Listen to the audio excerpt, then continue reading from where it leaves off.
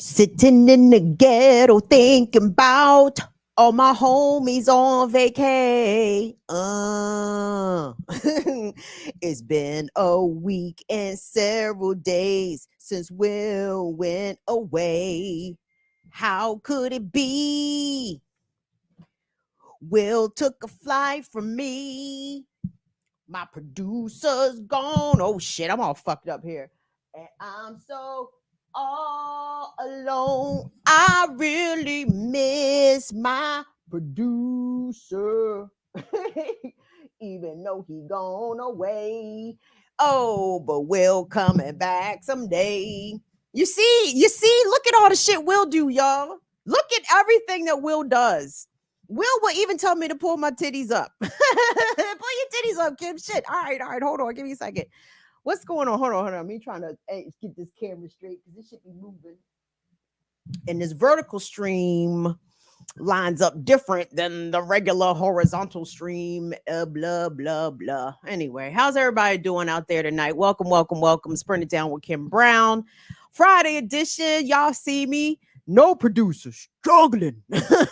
Struggle city over here. The struggle bus. Damn it. I gotta stay situated because Will ain't here to tell me where I'm supposed to be at. So here I am. Here I'm is. Here I go. Bitch, here I go. And there y'all go. What's going on, Fire Fam? Thank you guys so much for making some time. I think I dropped a link in the chat. I'm looking for co-host tonight. Who wants to co-host? Now, the only caveat to your co-hosting is don't fucking get me put off YouTube. Okay? Let's not do that. But if you want to come on, air your grievances with whatever, with life, with the world. Why does it look so goddamn dark in here? What am I missing? What light am I missing? I don't think I'm missing. Okay. Whatevs. Like it's all good in the neighborhood. I want to big up to Abby. Thank you so much, Abby, for informing me that I was live on Twitch and only Twitch.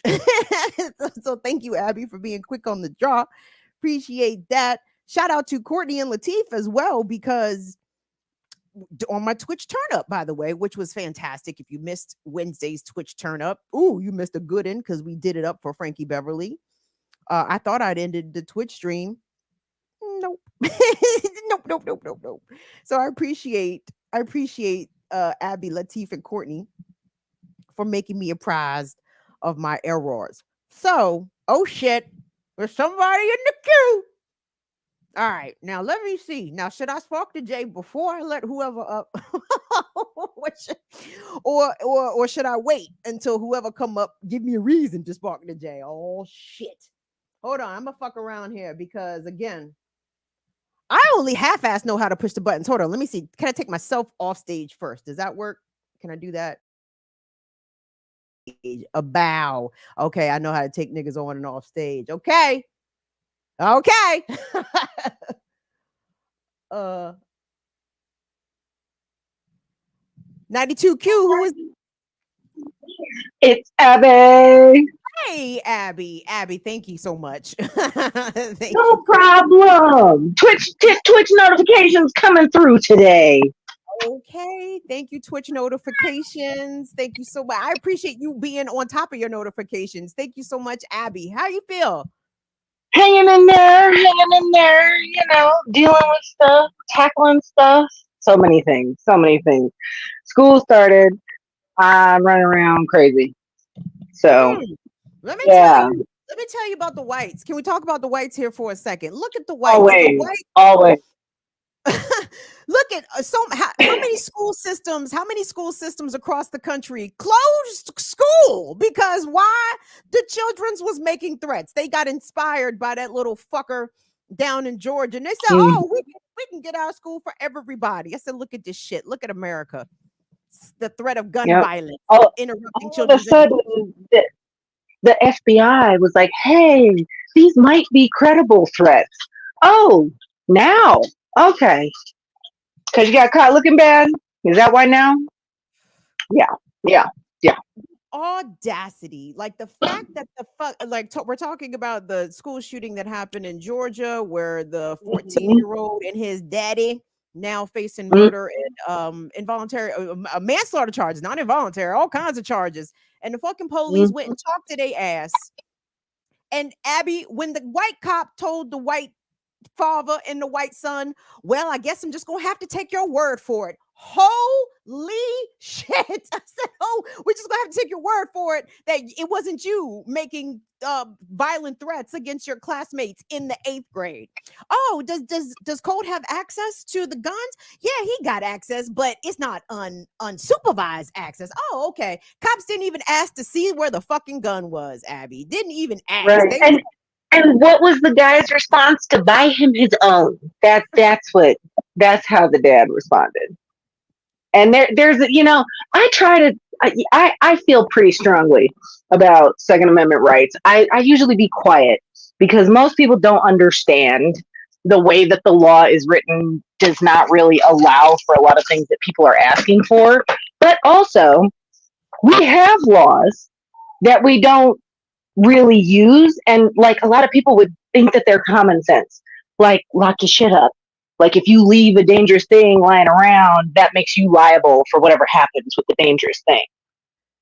Yeah, And so but Colin was teaching Colt how to handle firearms, Abby. He was teaching him hunting. And here come the cop. Oh, anything to get him out those video games, huh?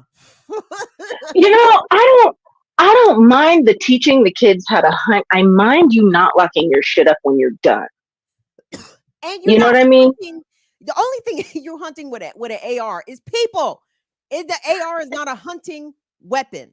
It is a people. Right, but not because the bullet is super big, because the bullet is actually too small to go hunting with. I know that sounds crazy. I shall explain. So to bring down a deer, you actually need a certain size bullet according to, wildlife standards.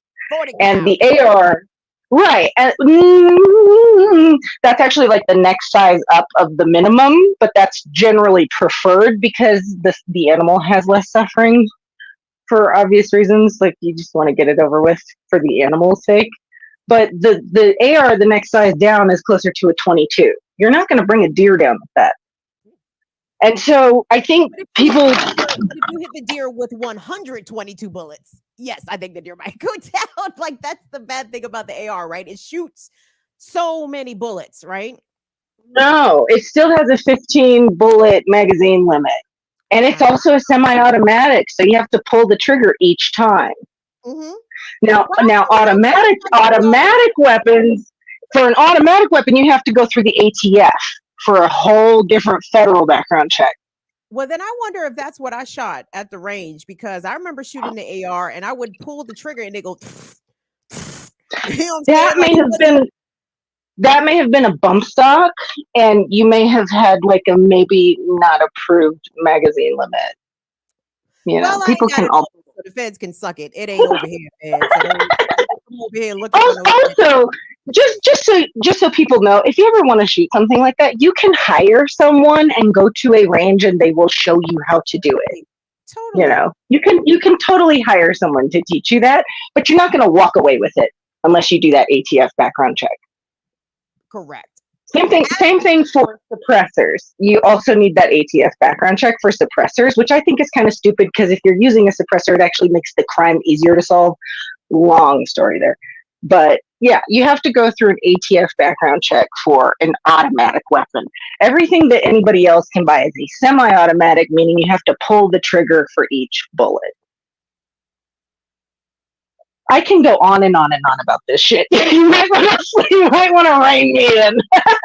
Well, what I want you to go on about, because we have a couple more people in the queue here, which is interesting. So, but we have the Around the Fire Disability Support Sesh happening tomorrow. Would you like to tell the folks what we're doing, what to expect, and what tomorrow's topic is? Yeah, so we actually kind of we had a topic planned, but we wanted to adjust it to be more inclusive for some specific people. So we're kind of going to do a more like general, what do people need group this week, and then we're going to come back to the family stuff in a different meet because Sweary Fairy is recovering, and we want her to be involved. So Well, you know, speaking of recovery to swear it fair, I'm sorry, we're over here hitting the J. So that's why I'm all choking and toking and smoking and all the stuff. So join us we tomorrow, everybody, for the September Around the Fire Disability Support Sesh. We do this every second Saturday, 5 p.m. Eastern. All are welcome. You can check the community tab tomorrow for the Zoom link, and patrons is going to be available on Patreon as well. So please go find the links in all the places. Abby, anything else you want to get to before I let you go? Before I let go. no, I'm just proud of you for staying on it and figuring it out and keep doing the thing. You let us know if there's something we can do besides annoy you to death. Okay. Listen, I realize like y'all will needs a raise, so we need y'all to send some money because I I'm so alone. I feel like I'm adrift. I'm set adrift on memory bliss. I'm PM Dawn over here. Like it's whew. But I appreciate all that you do, Abby. Thank you for your support. Thank you so much for your offers of support. And shout out to Anna, Mama Lorraine, and Swear It Fairy for No keeping problem. And we're gonna keep offering because we care about you deeply and you help us know what's going on. You I know. appreciate it. Thank you. Thank you, Abby. Thank you, Abby. So Good night. later. That's Abby, everybody. Hold on. I gotta push buttons and shit. Wait a minute, god damn it. Yup. So yup, we have a disability support sesh happening that day. Tomorrow is the day. Wait, there's the other person who's coming on. They must have hung up. So if y'all don't care, somebody was in the queue and then they was not in the queue. So I don't know what happened there, but that's y'all business. So so there was several things that I wanted to talk about, but I really kind of want to save them for Tuesday because there's visuals. You know what I'm saying? There's packages, there's fucking clips and shit that I want to put together for these stories. But I'll give y'all a sneak preview and you guys can go check the shit out yourself. And by the way, if anybody wants to come up here, is there somebody in the motherfucking chat? Hold on. Y'all, what was my good news story? What was my good news story last week? What was my good fucking news story? What was my palate cleanser that I left y'all with last Friday? They run it up in all Eric Adams homie shit. Okay, run it up in all Eric Eric Adams homie shit. Who is Eric Adams? The mayor of New York City. He is a cop. He is a black cop. He is the black cop, I believe, that KRS rapped about, and then KRS gonna stand up there and make a rap about him. Wow, sad fucking times. You hate to see fucking Gen X go out sad, but alas, here we are. Going out sad. Oh, you hate to see it. But anyway, y'all, Eric Adams is the fucking trouble. Now, he is officially not in trouble as in like right now, but you guys likely saw, or if you didn't see, the commissioner of the New York Police Department, the commissioner of the NYPD, tendered his resignation, y'all. He said bye-bye. And to me, that's some bullshit because he just had to give up his phone to the feds last week as part of some search warrants, which I believe are absolutely connected to Eric Adams. It seems like Eric Adams and all his homies, all his homies, is under investigation, and you love to fucking see it. You love to see it. I love it when the police get took down by the police. It's the greatest shit. It's the white on white violence I'm here for. And yes, I understand Eric Adams, not white.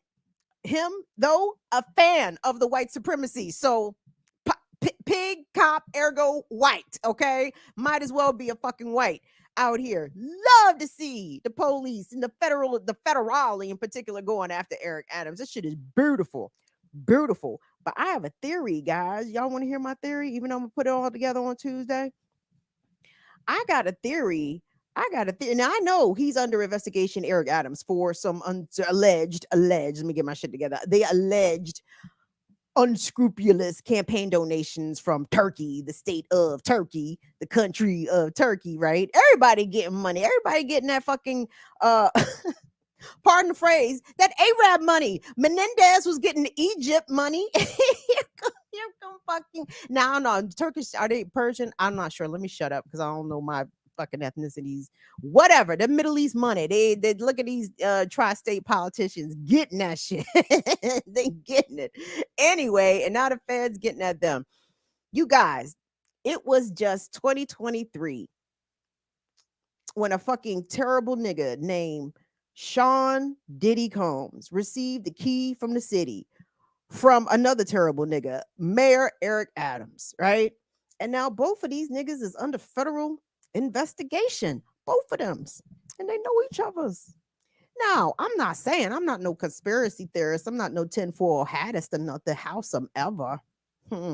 What a coincidence. You know, and it's not like they unknown. And my guess is that they are known or have a relationship and whatever relationship with each other before Eric Adams became mayor. Cause Diddy, you know how the once them upper echelon niggas become upper echelon niggas like Diddy, like Jay, they get down with the government. Okay, long gone are the days of Sean Combs and Sean Carter having to worry about them being trailed by the hip hop cops. Now Diddy's in trouble for some other shit, right? Howsoever, you know, I'm sure he has been an informant or a friend of the government at some point in his life, or a friend of the police at some point of his life. Did I say some friend of his life? I'm smoking weed. Let me cook. At some point in his life, right? So, of course, and all this is alleged, and this is all my high ponderings, but I think I'm right. I think there's going to be some overlap in the federal investigations of Diddy and Eric Adams. Love to see it. Don't you love to see it? And this is why I think that, because in some of the details of Dawn Richards' lawsuit against Diddy, Dawn Richards of Danity Kane, she alleges to have been at some of Diddy's freak off parties where the guest list included, you know, obviously not only just other so-called luminaries, but members of law enforcement. And in fact, according to Dawn Richards in her lawsuit, she said that it was inferred, Diddy implied that y'all can go snitch on me if you want to. You see who up in here? The police. Who you gonna tell? Ghostbusters. Who the fuck you gonna go tell when the police is in the spot watching all the fucking the bad shit go down? And now look at that. What a day when the tables have turned. What a day when the tables have turned. Is somebody in the queue? I'm not clear here. Hold on. Let me get in here. What's going on, y'all? Come on in here. It's Smoke It Down with Kim Brown on today. Yo. Hey, Hey. it's Alicia. How are you? Niece, did you change your hair color? It's beautiful. I Yes, like it. once again. I dig it. How long you been in there? I'm sorry. I'm Since like, Abby was on. oh, okay. How you feel? I'm feeling good. Just, enjoyed my Friday night little smoke sesh to myself. So feeling good, feeling great. Yeah. Feeling great, feeling good. How are you? So I'm glad you called, Alicia, because I have questions. You know, I have questions about Tim Walz, about Timmy Balls to the walls. And if we could get the report from, not the report, but whether or not he's a scumbag or not. Well, he's probably a scumbag, but I mean, hold He's on. a politician. Oh, so scumbag, yes. But I wait, hold on, real quick. So, but every time Trump says they burned down Minneapolis, like, what do you think? What do you be thinking? I think it's hilarious because I literally work downtown Minneapolis 5 days a week. And when it did happen, I mean, it was literally the smallest station that they had, or the smallest precinct that they had, or whatever. And it's it's on this corner, and you would just go by it and it was burn out or whatever. And the Target was like chopped up for a little while. but that was, you know, I mean, there was damage was done, but burned down Minneapolis, The like, whole city. hell no. Like, hell no. It was like the Great Chicago Fire of 06, 1906 or whatever. I'm like, No. God damn, Trump act like fucking, like people wasn't there. Like niggas don't live there. Like, no, sir, this could be easily disputed. Why do you keep saying that they I burned don't know, but Minneapolis to it's the just like ground? everything else that comes out of his mouth, it's just bullshit, and it's like complete unbelievable bullshit unless you want to believe it, you know. It's just like you can't talk some people out of it. But even my grandpa, who bless his heart, he just passed on July 3rd. I was very proud of him because even though he was like, I knew him as a pretty staunch like Republican or conservative. I don't know exactly how he voted, but he pretty much swayed very conservative. Even he was like, "Oh, this Trump bullshit. I don't go for it," and you know, this, that, and whatever. And he was very upset that, you know, it was taking a lot of his friends, you know, by the balls, I guess, and you know, like kind of pulling them away from him. So Likely taking their sanity, and I don't say that lightly, right? Because I no. mean, if you're going for the shit that Trump is spewing, there's got to be some level of dissociation there, some level of, you know, even internal derangement slightly, or the way that you perceive the world is way off if Trump is out here making sense, you know. So, oh well, I'm glad your grandfather, you know, showed that to you. Yeah. So at least you knew, you know what I'm saying? Yeah. No, I'm grateful that I didn't have to fight with him about stuff, and even though we didn't see eye to eye on like a lot of stuff, he was definitely voiced that he was not down with the Trump shit, and that made me proud. So I could at least take that. That's good. All right. So let's get the skinny on Timmy Balls to the walls, because you know, I mean, I don't expect much. Wes Moore is my governor, right? So it's like I can't even throw stones from my glass house over here in Maryland. Yeah, I've been really impressed by what has been able to be passed under him as, you know, governor or whatever. So like we had last session, they had like a big spread all the way from parental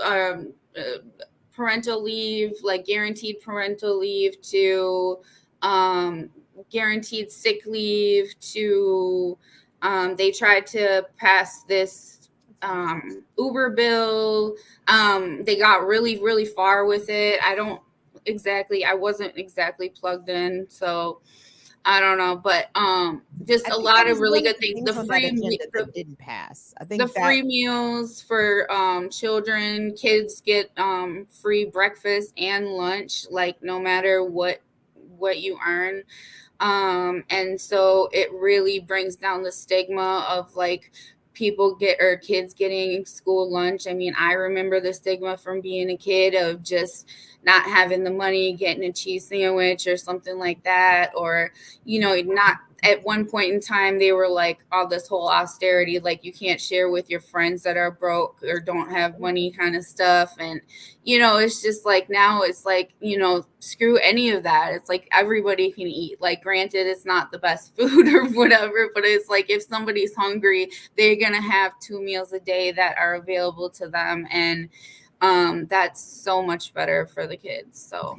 So I dig that, and that sounds good. I'm wondering, you know, is he going to advocate that, or even those kinds of policies that they passed in Minnesota? Like, is he saying we should do this nationwide on the stump, like Not sure. Yeah, I haven't really been paying attention to their what he's saying. I mean, I've heard Kamala's pitch a few times, obviously, but and she ain't said none of that.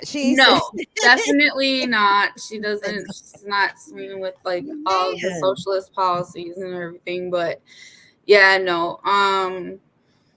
I really don't know what to say. I mean, they're both politicians. I mean, Tim Walz, I like his background. I like his history. I like the fact that he seems like a grounded dude, and like, he comes from humble beginnings, and that's about all I can say. You know, I don't know anything about him personally.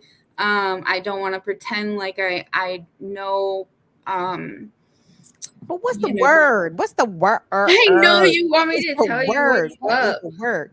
I don't So, for know. example, the word on Westmore is that he ain't from here. Well, and we know Tim Walz is not from Minnesota. Tim And he Walz, doesn't yeah, hide not that, from right? here, but he's still from the Midwest. I mean, he's still from, you know, I think the humble beginnings. And like I said, he was a teacher for a while. I consider you, I mean, most likely come or are on a, you know, certain path if you become a teacher and, you know, you have the humility to do that for a while. It's, you know, and be a principal and whatnot. So, or a coach. Yeah.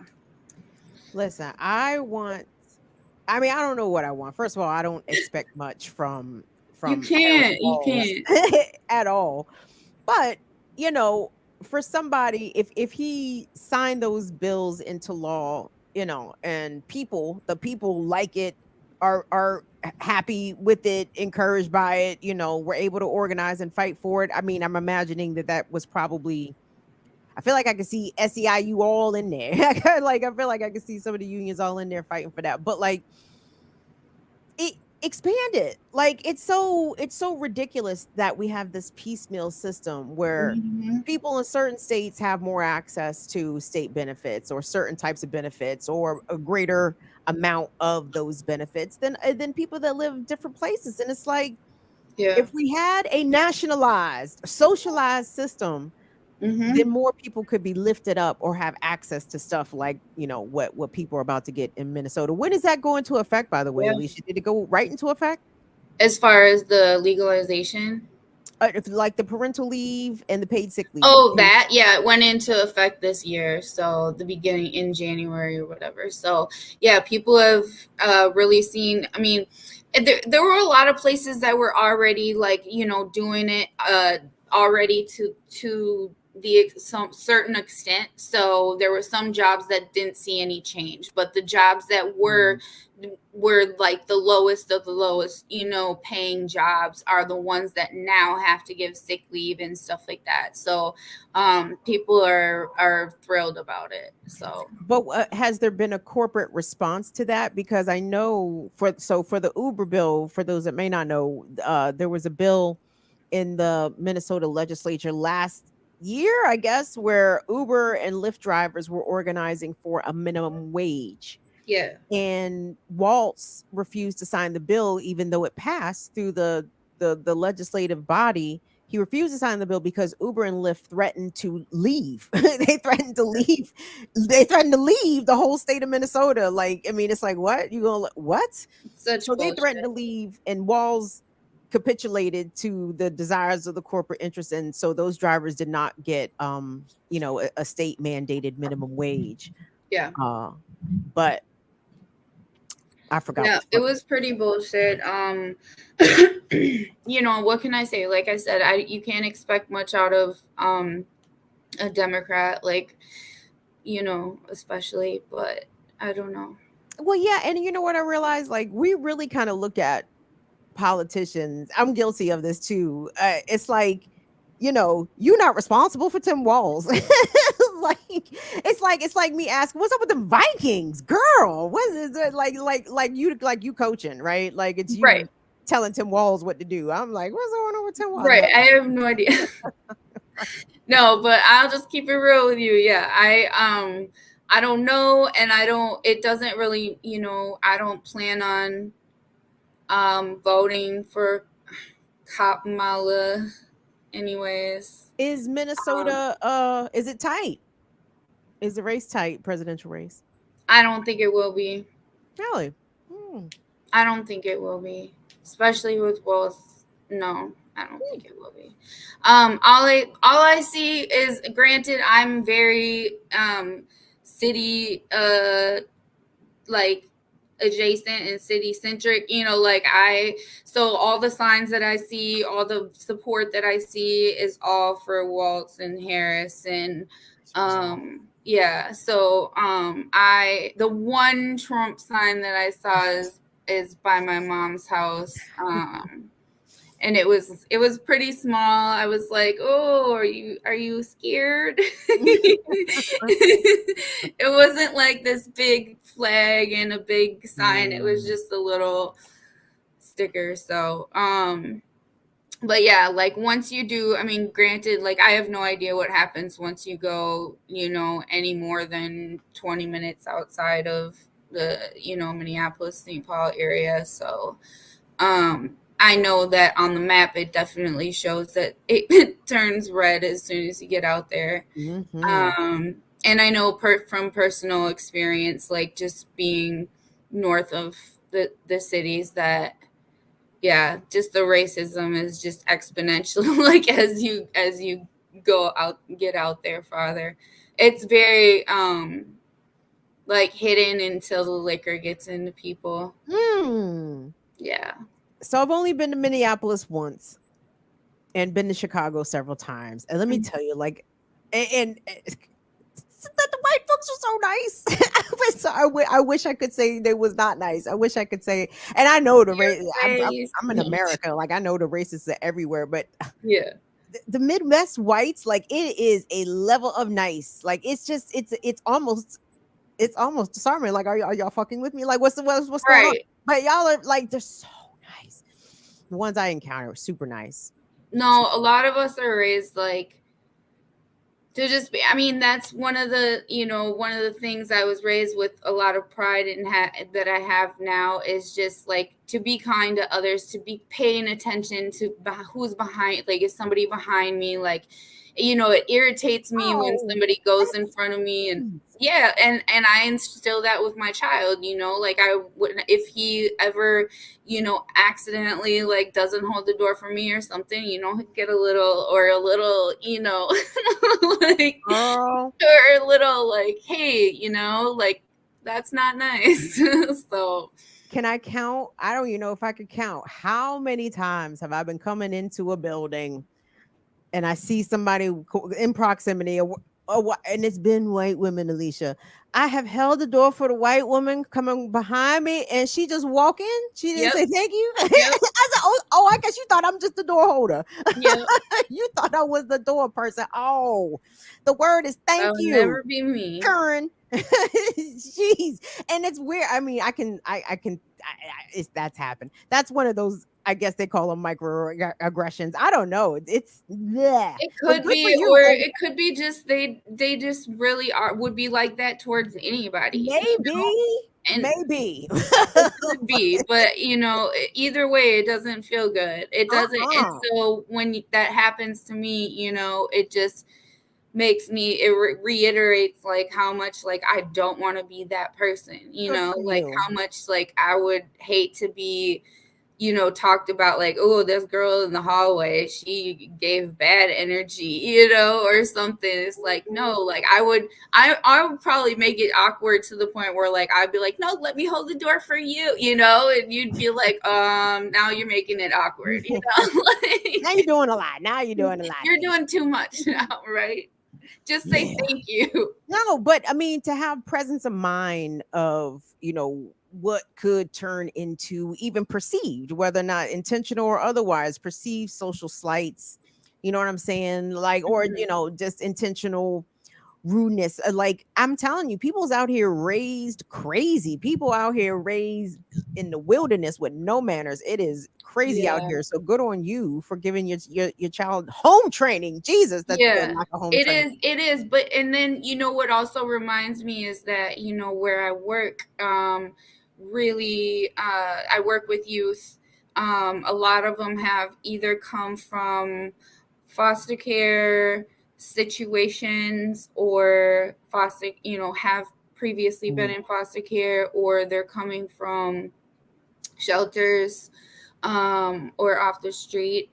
And what that reminds me of, I have a building of about 45 to 50 at a time And so that reminds me that there are a lot of people that we just don't see and we don't like think about because they might not be our friends or like our immediate family or whatever, but that literally were not raised with parents or with anybody that gave a shit That's about right. raising them with any mind, you know? That's And awful. so a lot of them don't have manners. They don't have the things, you know, and I can't take that personally because I have to remember that it's like, A, they might not have ever seen somebody treat anybody any better than that. You know what I'm saying? Or have any reason to want to treat me any better, you know? And granted, I don't get treated poorly at my job. I mean, I might get a side eye every once in a while or like something, you know, maybe they do avoid me because they don't want to talk to me, but they wouldn't like ever, not ever, but so far I've had pretty respectful encounters with my youth and I've been very grateful for that.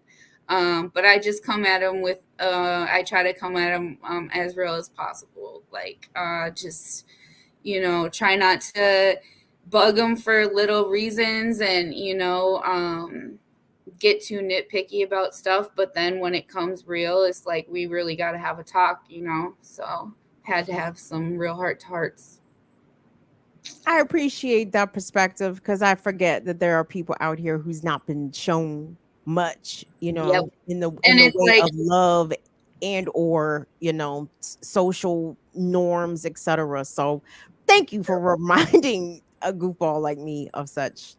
I mean, it's true. And, you know, if it means that it causes us to like not spike that cortisol level that spikes when we go, oh, that girl was rude, you know, if it was like, if we could just stay calm and say maybe they had no home training or something like that, you know, and that would cause us to stress out less, then it's like, if we told ourselves that, what would it matter whether it was true or not?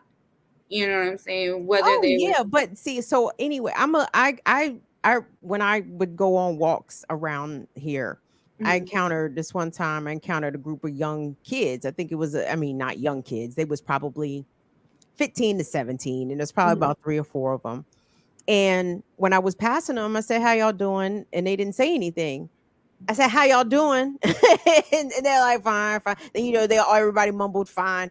But like the reason I did that, I don't know what they was taught or what they wasn't taught. But when someone speaks to you, Mhm. addresses you, you should address them back. And even if in that moment no other adult stranger had ever addressed them, which I find very unlikely. But Right. like, let me remind you, like, yeah, you heard me speak to you and you didn't acknowledge me. So let me speak to you again. Let's try this again. And Right. there you go. So, but I think it's important that, to your point though, but I don't dismiss them. You know what I'm saying? Maybe they just Right. didn't feel like speaking to me. And I'm an old lady and just bullied them into a hello. Maybe maybe I'm in the wrong here. You know what I'm saying? So that's all possible. But yeah, no, I agree. No, I don't, I try not to dismiss the Yeah, you many them. things can be true at once, right? That is correct. Oh, Alicia, I'm always so happy to see you, to have you check in, Yeah. to get the update because you've been on this new gig for what, almost a year now, right? No, more like 6 months, going on 6 months. So Okay, all yeah. right.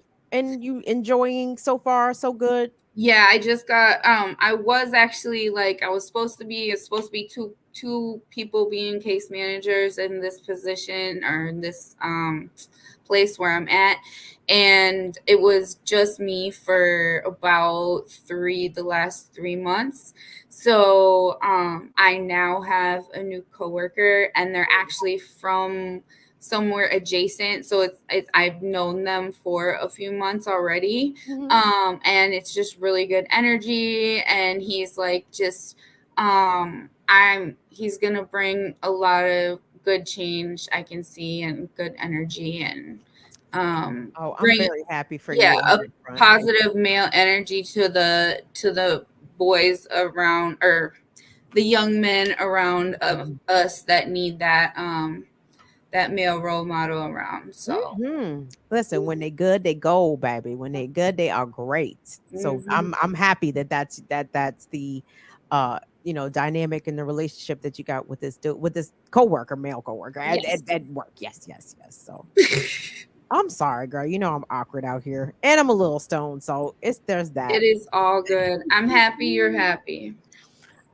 I'm feeling all right now. You know, Good. I'm feeling pretty good. I forgot to put on lipstick. I forgot to put on a bra.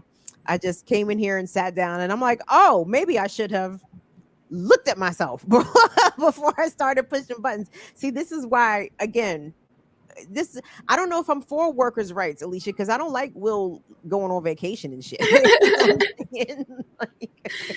But no, that's how we know you, Kim. We know you, like, you come as, we take you as you are, I and we love appreciate it. you. Thank you. And you are, I mean, look at how much of a like core audience that you have, of like almost probably like, I would say it gets up there to like 100 people watching you stream at the same time, and there's like 100 likes or 110 likes and 100 viewers, and I'm just like, not, this never happens. Like any stream that I'm on, they never get like above 50% thumbs up for like their viewers or whatever. And so that to me means that people care enough to like put a thumbs up where they are or whatever. So Thank it you. means you have good viewers. Oh, like you. I know I have good viewers because I have viewers like you. So Yes. I win. I win. I win the race. We I win. win I too. win. We win too. Oh, thank you. Thank you so much, niece. Thank you so much. I appreciate you. I appreciate the work that you do. Appreciate the mom that you are. Appreciate the person you are in your community. For sure. Appreciate, your perspective, your love, your heart, and I thank you for being Alicia. Alicia. And thanks for Thank your you. support. Alicia, you run a Yeah, support here on the regs. And I want you to know why I I try. appreciate that I so, will. so, so, so much. No problem, when I can. I All right. appreciate it. Honey. Love you Take it much. easy. Love you too, baby. All right. Talk to you soon. Bye. I love it when the millennials say bye. It's so cute. They go, bye. It's adorbs. It's adorbs. That was Alicia, everybody. Alicia. It's Burn It Down with Kim Brown, the Friday edition. It's a call-in show. I have to defer to the mods. If you could please drop the link again. Drop the link if it's the one that I dropped in this stream. Abs, because the one I dropped in the Twitch was the wrong link. But whatever joint I dropped at the top of this jump is the jump. So if you want to repost, if anybody else wants to call in, I don't even know what time it is. Let me look. But I appreciate it. And like you heard Alicia say, give the video a thumbs up, thumbs up, thumbs up. Woo! Y'all do take me as I am. But you know why? I be shameless, yes. There's God, yes, I will come on here with no makeup. Yes, I'll come on here with my hair very undone. And what else do I call? Oh, braless. That was a mistake. I meant to. I intended whatever, but it's done now. But because you guys, because I am a proponent of being yourself at all times. And there is consequences and punishments for being yourself, okay? Especially in a society that is about assimilation and conformity and that prioritizes and rewards those that assimilate well and who conform really well. Oh, come on up. Your assimilation is rather impressive. Why don't you come on in here? We got something for you. But if that's not the goal, if to assimilate, I don't look at look at my look at my skin. I have been too assimilated in America. Too assimilated. My lineage is too fucking assimilated. Like, nope. No, thank you. I'm here to be myself. And I'm here to be comfortable.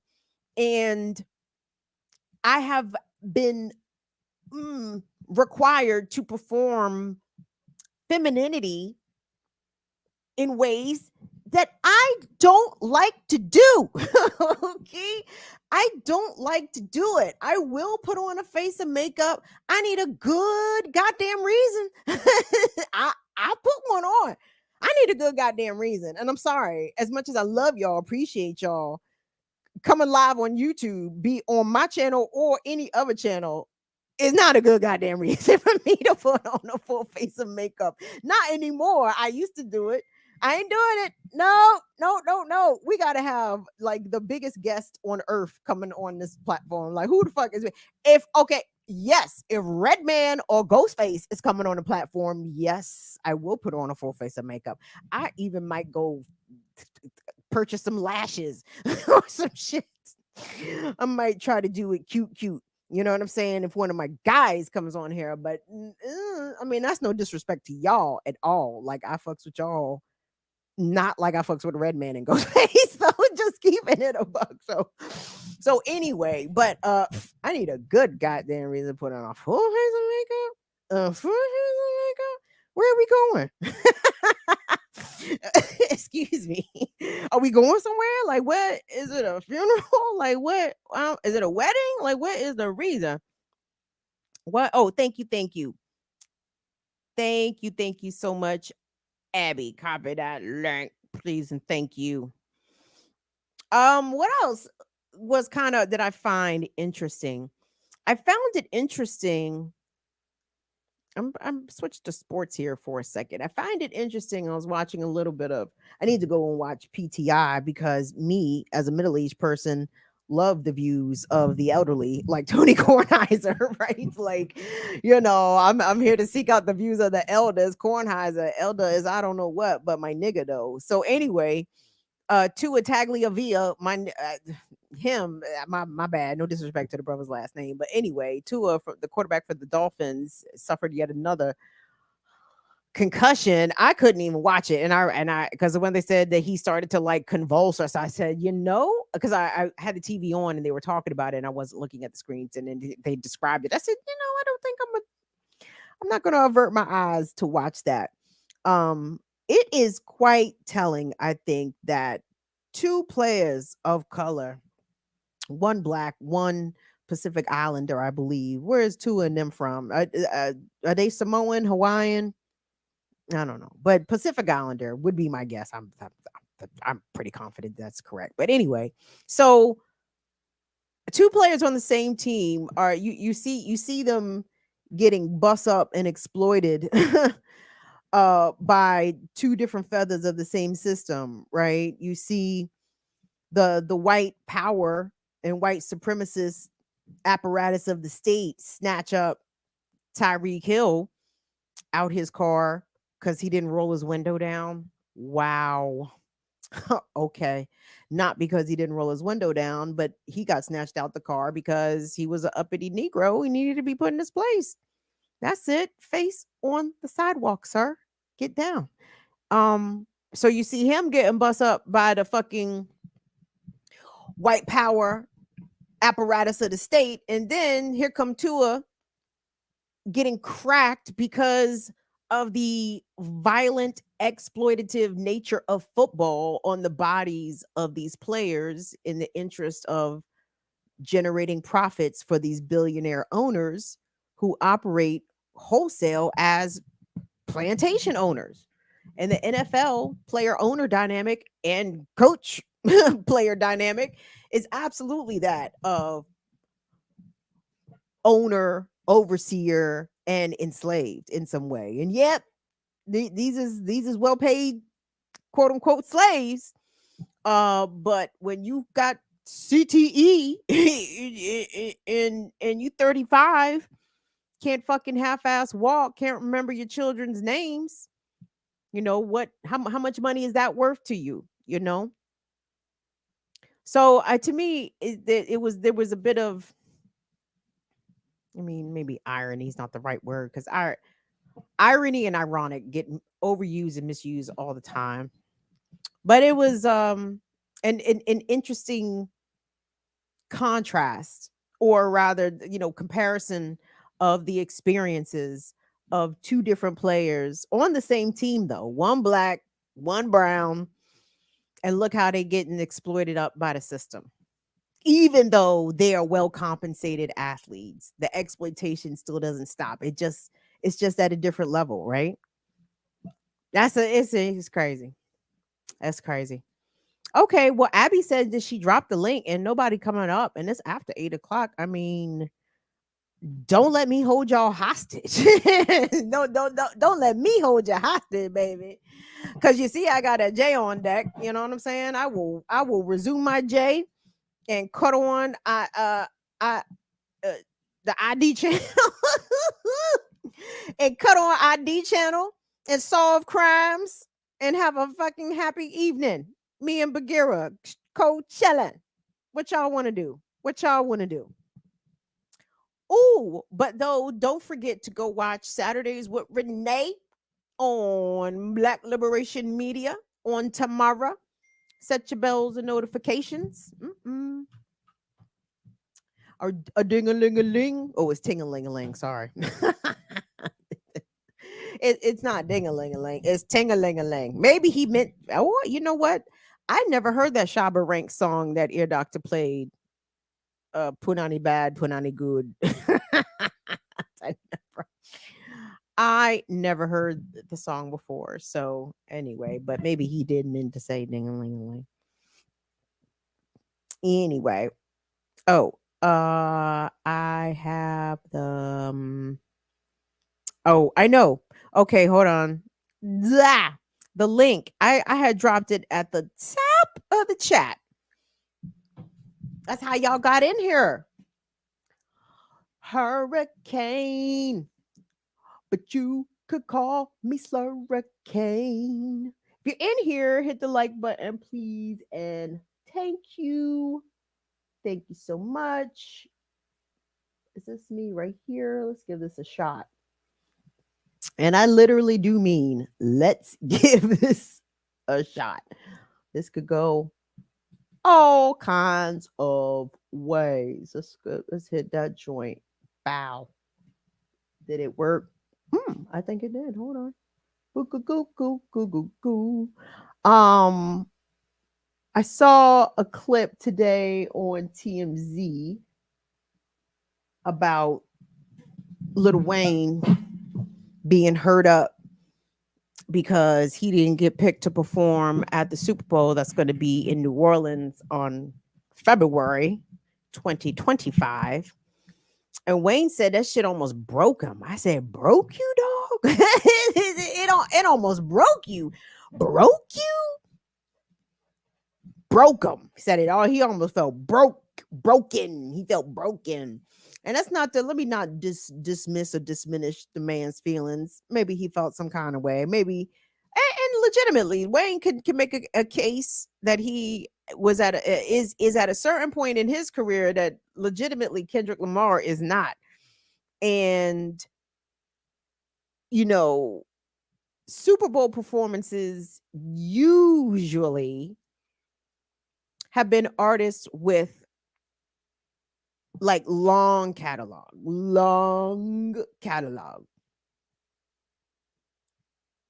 I think with the exception of Katy Perry in recent years. I'm trying to think who else. And Bruno Mars. But Bruno Mars was good. Bruno Mars. I was very skeptical because I didn't know who the fuck. I'm like, who the fuck is Bruno Mars?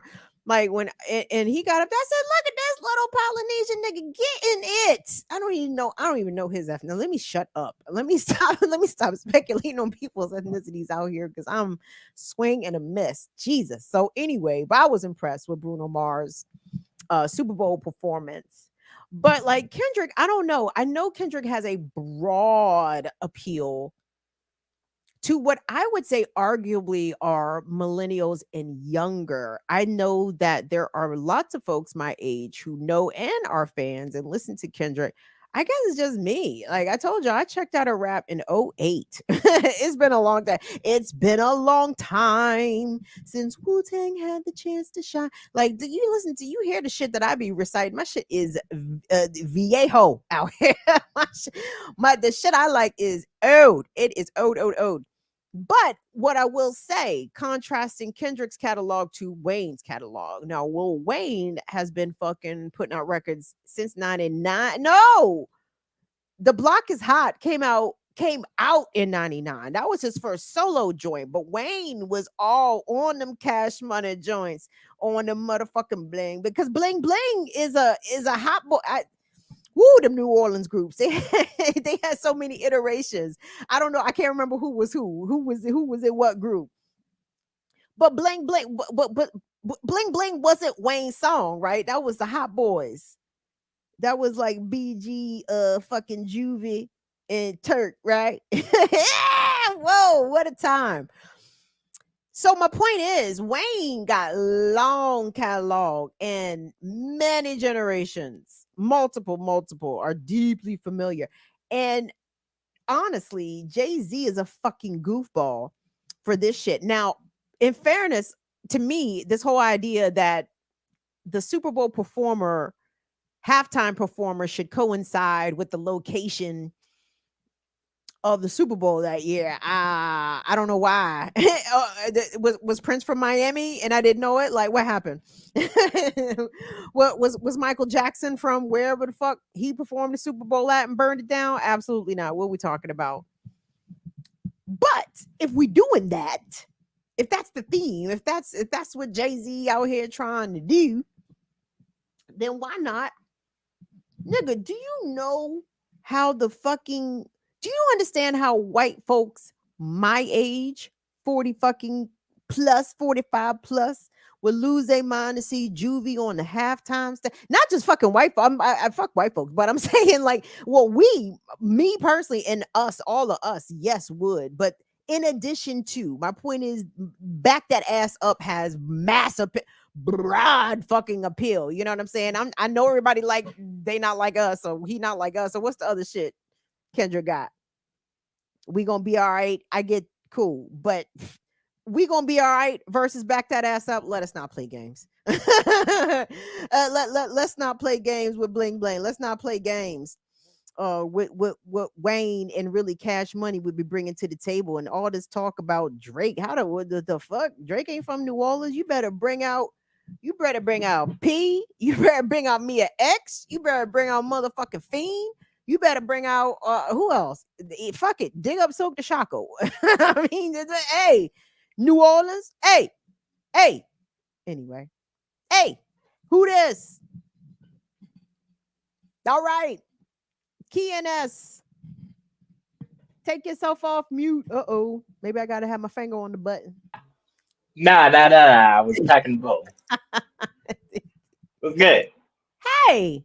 Uhuru, auntie. It's my nephew. It's my cat nephew. Nephew, Yes. you better be out there staying hydrated, nephew. The block is hot for real. What's going on? Girl, it is crazy hot here in sunny Southern California. We are not having it. We are not liking it. But I do want to definitely tell y'all that, like, all of a sudden, we had it went down. Like, there was one day where it was like unbearable hot, right?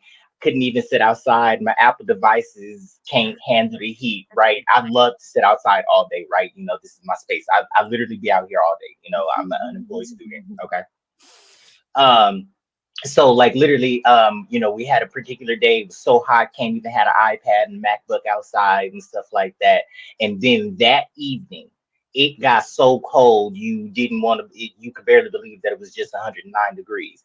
And since that evening, now the medium is about 75.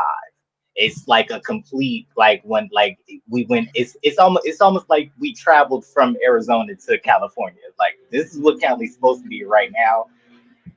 Baby, the elders call that pneumonia weather. Watch yourself. Keep yourself, get on that ear doctor regimen. Pick up your ginger.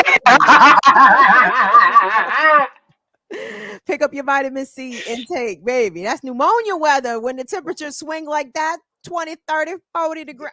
No. Wow. No. That's crazy. I did not know that. You just taught me something. But that makes sense. It makes complete sense, right? You know, with that ear doctor regimen, every time you say that, I be on the floor. But hey, but my guy gets results. He cured himself of an ear infection. That's miraculous. Now that I'm for herbal cures and shit. I didn't know that you could relieve yourself of an ear infection through ginger. Did he put with the it was ginger. Did he put the ginger root in his ear, nephew? How did he do it? I don't. You asking me? I'm supposed to ask you. Shit. What do you do? Put it grow it in his ear? What do you do? I'm gonna ask him. Yeah. On the girls, so y'all say I seen y'all got a Friday morning show now. Listen, they got a Friday morning show. No. You hit us with the Destiny's Child, bro. I was on the flow for 5 minutes. I was on the flow. Do you hear me? Hold on. What was the sister who were playing? Who is Kamala now? Is Kamala Michelle? It's Kamala Michelle. Is Kamala coming in as Michelle? Wow. Didn't even think about that this morning. Oh my goodness. We do not need to be at the same place. Yo, listen. I'm with it. By the way, I just saw the farewell episode of EYL, not the joint that aired on BLM, but the joint that aired on Diallo's new joint. Did you see that? Oh, I ain't see all that. What Diallo talking about? What'd he say? He was talking about a lot. You should go watch it. Child, Diallo is giving me very much Nicki Minaj. See now, okay, contextualize for Auntie, because I don't know. Okay, like Nicki Minaj definitely. She is. I know who. Right. But put it in context. Yeah. So her antics, she definitely gets on the internet, right, and act like she's mother women's rap, right? You know what I'm saying? Like she just looking down on the bitches, like, and they be doing. You know what I'm saying? And that's kind of always just the vibe Diallo is giving. I mean, man, shit, I don't know. Look, I don't know. But it's definitely very much giving. Girl group is very much giving Destiny's Child. So to be for transparency and full disclosure, Yeah. I've never met Yes. Diallo. I do not know him personally. I really respect Diallo. I enjoy his content quite a bit. But when you said it's giving looking down on the bitches, I said, that kind of tracks. It kind of tracks. And the audience know I be on, they know I got love for Diallo too. They know my plans are better than Diallo's, right? I've seen you on Bro Diallo show before, Don. Yeah, I know you were fit. Yes, okay, yes. Yeah, so it's all love, right? But I still said what I said. It is all love, and that's legit. That is real. Right, but I said what I said. Very much. Sometimes you got to get on your knee leaks. Listen, listen, I'm here for out principle and nah, nigga, you ain't got no principles. I got the principles, nigga. What's your principles? I'm here for that though. Let's put everybody throw their principles on the table. Let's stack them joints up. Who got the most principles? Let's stack them up. Auntie, yes. I like that. Let's go. I dig it though. And listen, I don't know. Like I can't really overstate how much I like the folks at Black Liberation Media. I really do. It's such a interesting collection of folks. But what I appreciate is, there's no shrinking violets. You know what I'm saying? Like I appreciate that. I love strong personalities. I love people that stir the pot. I love people that speak their mind. I love people that is right about most things. You know what I'm saying? My comrades are definitely right about most things. You know what I'm saying?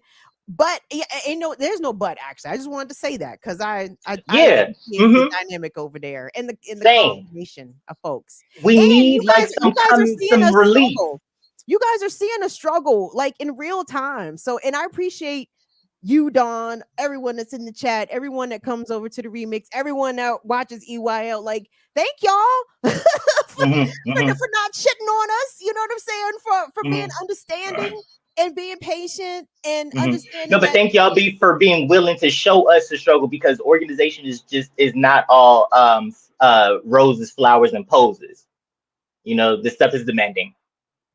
I hope somebody got the Mary J. Blige quote that I just put in there. But I did want to run. I wanted to get your opinion on the case, Auntie. On the case, we got to talk about the Uhuru case. Auntie yes. Jackie Kane was down in St. Pete and spoke at the press conference and stuff like that. Now, I was in the same state as Auntie Jackie and didn't get to meet Auntie Jackie. That was unfortunate, No. right?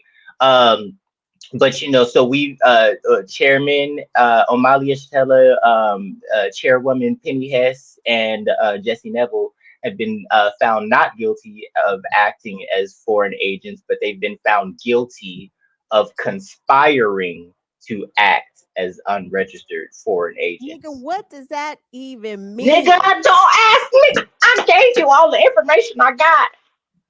Let me tell you something. I thought about the Uhuru 3, and thank you for that update on the verdict, because I was not following the case closely, and I did not know what the verdicts were. But when Merrick Garland, the Attorney General under Joe Biden, just stood up last week and talked about the charges they are bringing for against Hamas and members of Hezbollah, but the way that Merrick Garland said that shit was like, I felt as though even speaking up in support of these resistance groups abroad might be putting people in legitimate jeopardy for even expressing verbal support. You understand what I'm saying? Like, nobody cashed app Hamas, nothing, right? You feel me? But we said we fuck with the resistance, right? And that kind of shit. But I thought about that case, the Uhuru 3. I'm like, yo, like, mom, we can't even root for who the fuck we want to root for out here. Nope. Fuck up. You can't organize internationally, right? We can't early in when this conflict, when the United States was first deeply united or broadcast its deep unity with the Israeli genocide of Palestine, right? We couldn't have no boycotts. We can't, you know what I'm saying? All of this imagined so-called freedom that we have as Americans is particularly why, I'm currently on the route of kind of seeking the principle of leaving the United States, right, leaving the United States. I'm personally I'm trying to, girl, and it's for this reason, right? For me, it's like it's Cali or nothing because of this right here, right? So if you're telling me like I gotta go chase a better living in the United States in another state, it's like might as well just leave California, leave the United States. And what that comes on the precipice of of having to fight the state for my survival, right? Watching academia fail both students and professionals, and just like, good God, look at the weather here. This is something that's not right. No, it's not. You know what I'm saying? So I honestly, I kind of want your opinion on that. Like, is that principled, right? To, because I want to. So I had Dr. CBS on my show a long, like 2 years ago. I think this is a while ago, and I was asking her the same thing. I'm like, should we run? Like, do we run? And if I recall, like, her answer for her, she said, for me, it's no. She said, I'm gonna stay here in the belly of the beast and struggle against this evil. This is my fight. I'm gonna stay here. And that is what's up. I'm with you though, baby, because I feel like I can't give America all of my years. Like, I can't give America all my years. You hear me, Don? Like, I have to stay here.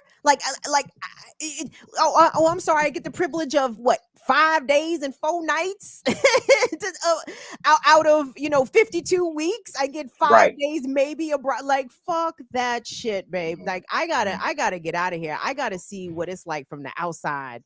You know what I'm saying? I need to be looking at America from the outside. And I'll be watching videos. I'll be looking on YouTube of videos of Black people that live in other places, and them niggas didn't even know George Floyd had happened. Damn. Right? So I'm wrestling with that, right? Because I don't think that is principled. However, it's giving very much mental sanity. Well, that part, but also, but just so I almost don't fault them for not knowing what happened to George Floyd, because when you disconnect from this evil empire, I imagine you disconnect. You know what I'm saying? Like, you might check in with your people hither and thither. I don't know if I'm gonna be tuning into American news if I'm fortunate enough to find myself in a different country for any extended amount of time. I'm gonna check in with my mama and we'll see how she doing. But am I tuning in to the no? I don't know, baby. I don't know. But see what's unprincipled about it. Like, I think that we as a people, and even generationally, I feel like we have endured enough. Let me not speak for you. I feel generational exhaustion sometimes. Like, I feel exhaustion that I know cannot be mine. Like, this has to be ancestral exhaustion that I'm feeling from my grandmother and my great grandmother and my great great grandmother. Like, and it's like, isn't their wildest dream for me to get the fuck out of here? like their wildest dream was not me fucking graduating from college. You dig? Like that, like that's cute, that's wonderful. Don't you want me to be happy though? Would you rather I be college educated, or would you rather I be happy? Like, I would rather be happy, babe. I want to be happy. Wow. I want to know what it's like to drink different water. I want to know what it's like to eat, non-genetically modified fruit. Where are you looking, by the way? Just out of curiosity, do you have give me your top 5? Yeah. So per my language skills, I'm looking Vietnam. I have already applied to Thong Tung University. Hold on. Wait. Hold on, nephew. Time out. Time out. That's how I know you my nephew, Don. Em nói tiếng Việt. Don, that is big boy movements. Asia, I love that. Right. Where the freaking farmers, women, and children beat down these bitch ass American Marines with their own 2 hands, my nigga. Go learn some history there. Go study law there. You tell me what legality is there. And you got accepted to the university there? No.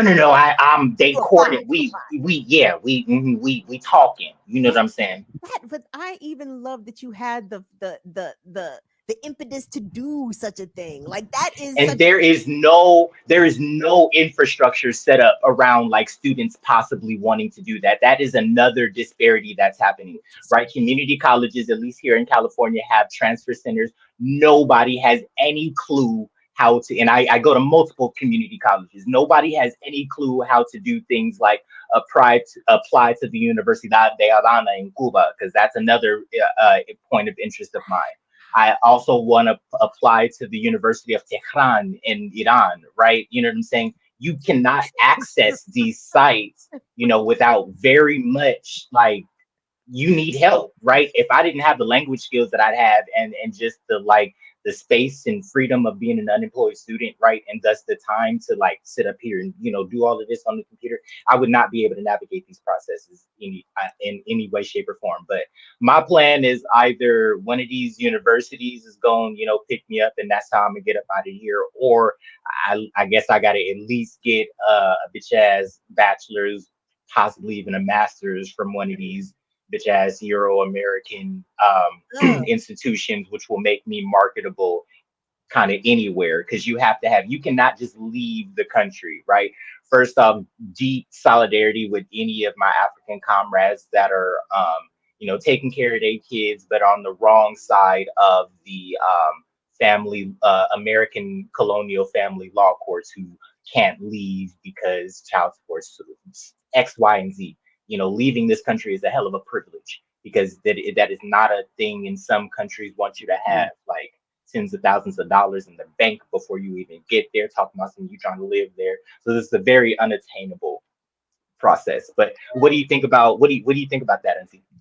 I think you need to play it, even though it may the dynamics and the rules are very different in all of these places that you were looking towards, but in the ways that folks that want to come here play the game here, they get the tourist visa or they get the student visa, right? And then they just go and see what happens.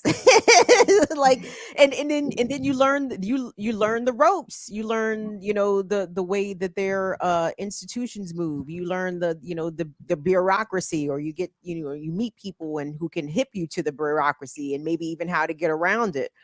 But go there on the humble, on the tourist visa. You know what I'm saying? Don't announce your intentions necessarily, to everybody, you know what I'm saying? But Yeah. go there on the recon, on the fake Yeah. recon, but on the recon. No, I got you. I got you. Where would you go, Auntie? What? Yeah. Man, I'm partial to Central America first. And I don't know, I don't have anywhere specific, because I feel like there's appeal in most of the countries, right? Mexico has a lot of appeal, Oh, obviously. Mexico has a lot of appeal in the way that they just made education free. Woo, at healthcare. My guy, the Oh, dude I follow on TikTok, the Mexican dude, I think he's a dual citizen. He be pissing off the whites so bad. But he said, if you notice, a lot of people in Mexico have very straight teeth. Why? Because braces are subsidized. They're free from the government. You can get braces. You can pay for the fancy joints, the clear joints, but they'll hit you with the regular joints. You know what I'm saying? And it's not gonna be a month's pay or any. I mean, Americans, we just really, and not us, Fire Fam, not right, people because we watching, ain't. but like, people live very well in third world countries, whatever the fuck kind of insulting shit that is. People live well. I know there are folks trying to get here to the border. That's not everybody. You know what I'm saying? There are other folks, in their spaces, remaining in their spaces, right? And able to earn livings and support themselves and have a much better quality of life than what we have here in the rat race, Don. I mean, Yeah. just the way we being poisoned out here on the daily. Like, I just want to go and breathe some non-industrial air. Like, what's that like? What's that like? Yeah, you know what I'm saying? And oh my goodness, like people have left swaths of land, right? I know a family, that abandoned a lot of land in Veracruz, Mexico and stuff like that. And just literally just seeing pictures of that place. It's like, oh my goodness, like now you're sitting here and you done gave yourself all kind of breathing deficiencies. They look like they got some clean, just look on Google, you know what I'm saying? Looks beautiful over there. Look like you can actually breathe that. Right. Right. Okay. And just the way so it would be Central America first for me. Okay. Nowhere specific in Central America, but then I mean, I long for the continent. Like, and I refuse. I will not step foot in Europe before I step foot in Africa. Oh, I gotta go to Africa first. I can't. I'm sorry. I won't. No. I have to get to Africa. Europe has never appealed to me, bro. Like I heard the Eiffel Tower. I mean, I guess okay. The only thing that's ever maybe appealed to me is possibly like Italian food or the Okay, Eiffel Tower. Hello, that's it. Eat, manger. That's it. Go, comer. Because I heard the Eiffel Tower. I heard the Eiffel Tower was ghetto. I mean, that's what I heard. Y'all got bed bugs and stuff like that. You know what I'm saying? Y'all already operating on the history that we had to teach y'all to bathe. No, thank you. I'm The only place in Europe that even still, I ain't going there until I go to Africa. Like, is Marseille. I want to go to Marseille, France, because they say it's very black and brown. Like, it's more black and brown than the Paris exoburbs or suburbs. Like, it's plenty black and brown people in Marseille, and so much so, like, some native French, white French, have lived in France their whole lives and never been to Marseille because they talk about it kind of in a negative way, like, oh, it's the blacks and the browns. I'm like, oh, that sounds like the cool place to be. Let me go there. Yeah, it's giving South LA. It's giving South LA. It's giving Compton. It's giving Compton. Shit. Hold on. Let me ask you, Dawn. Kendrick, what do you think? Super Bowl halftime performance, is it deserved to be performing in New Orleans, or do you think a New Orleans based rapper like a Lil Wayne should have been given the nod over Kendrick? Your thoughts? Fuck the NFL. Fuck all of these rich niggas. join the organization. Yes, son. Yes, nephew. Honestly, bro, fuck all of that shit. I mean, I know we try to, be here and give commentary and stuff like that, and these are the things that are happening right before our eyes. But like, fuck all of that shit. Like, like I had to. Yeah, I definitely, if you know me, y'all know I'm a big fan of Megan Thee Stallion. It's fuck that bitch, scam that bitch, rob that bitch after she just got on there, shaking her ass up there for Oh, Kamala Harris.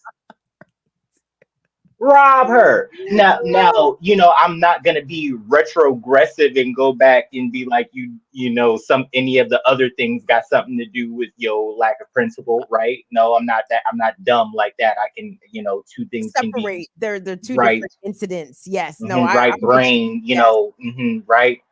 But no, it's fuck that bitch. I don't see that is not a wrong answer. That is absolutely not a wrong answer.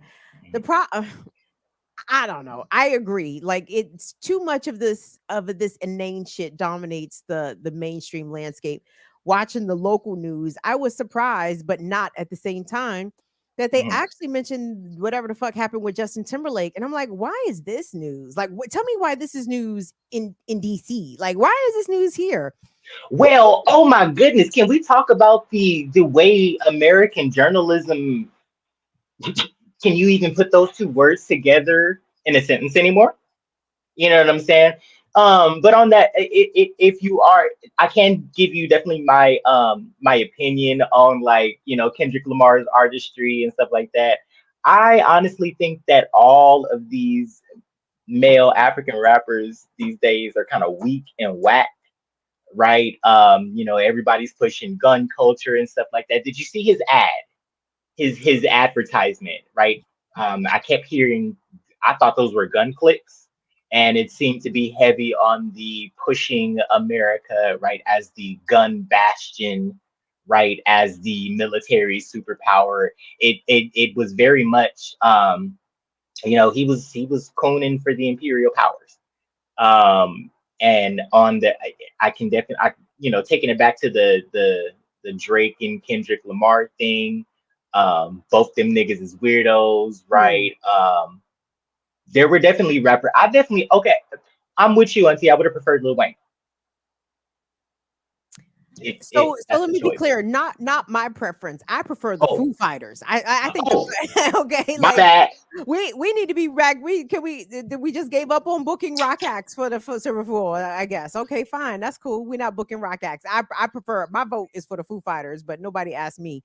But it was, since it was just put in the very binary sort of options, okay, if you prefer Kendrick or you prefer Lil Wayne, and my goofy ass fell right into it. But hold on, wait. Wait, you said something I wanted to piggyback off of it.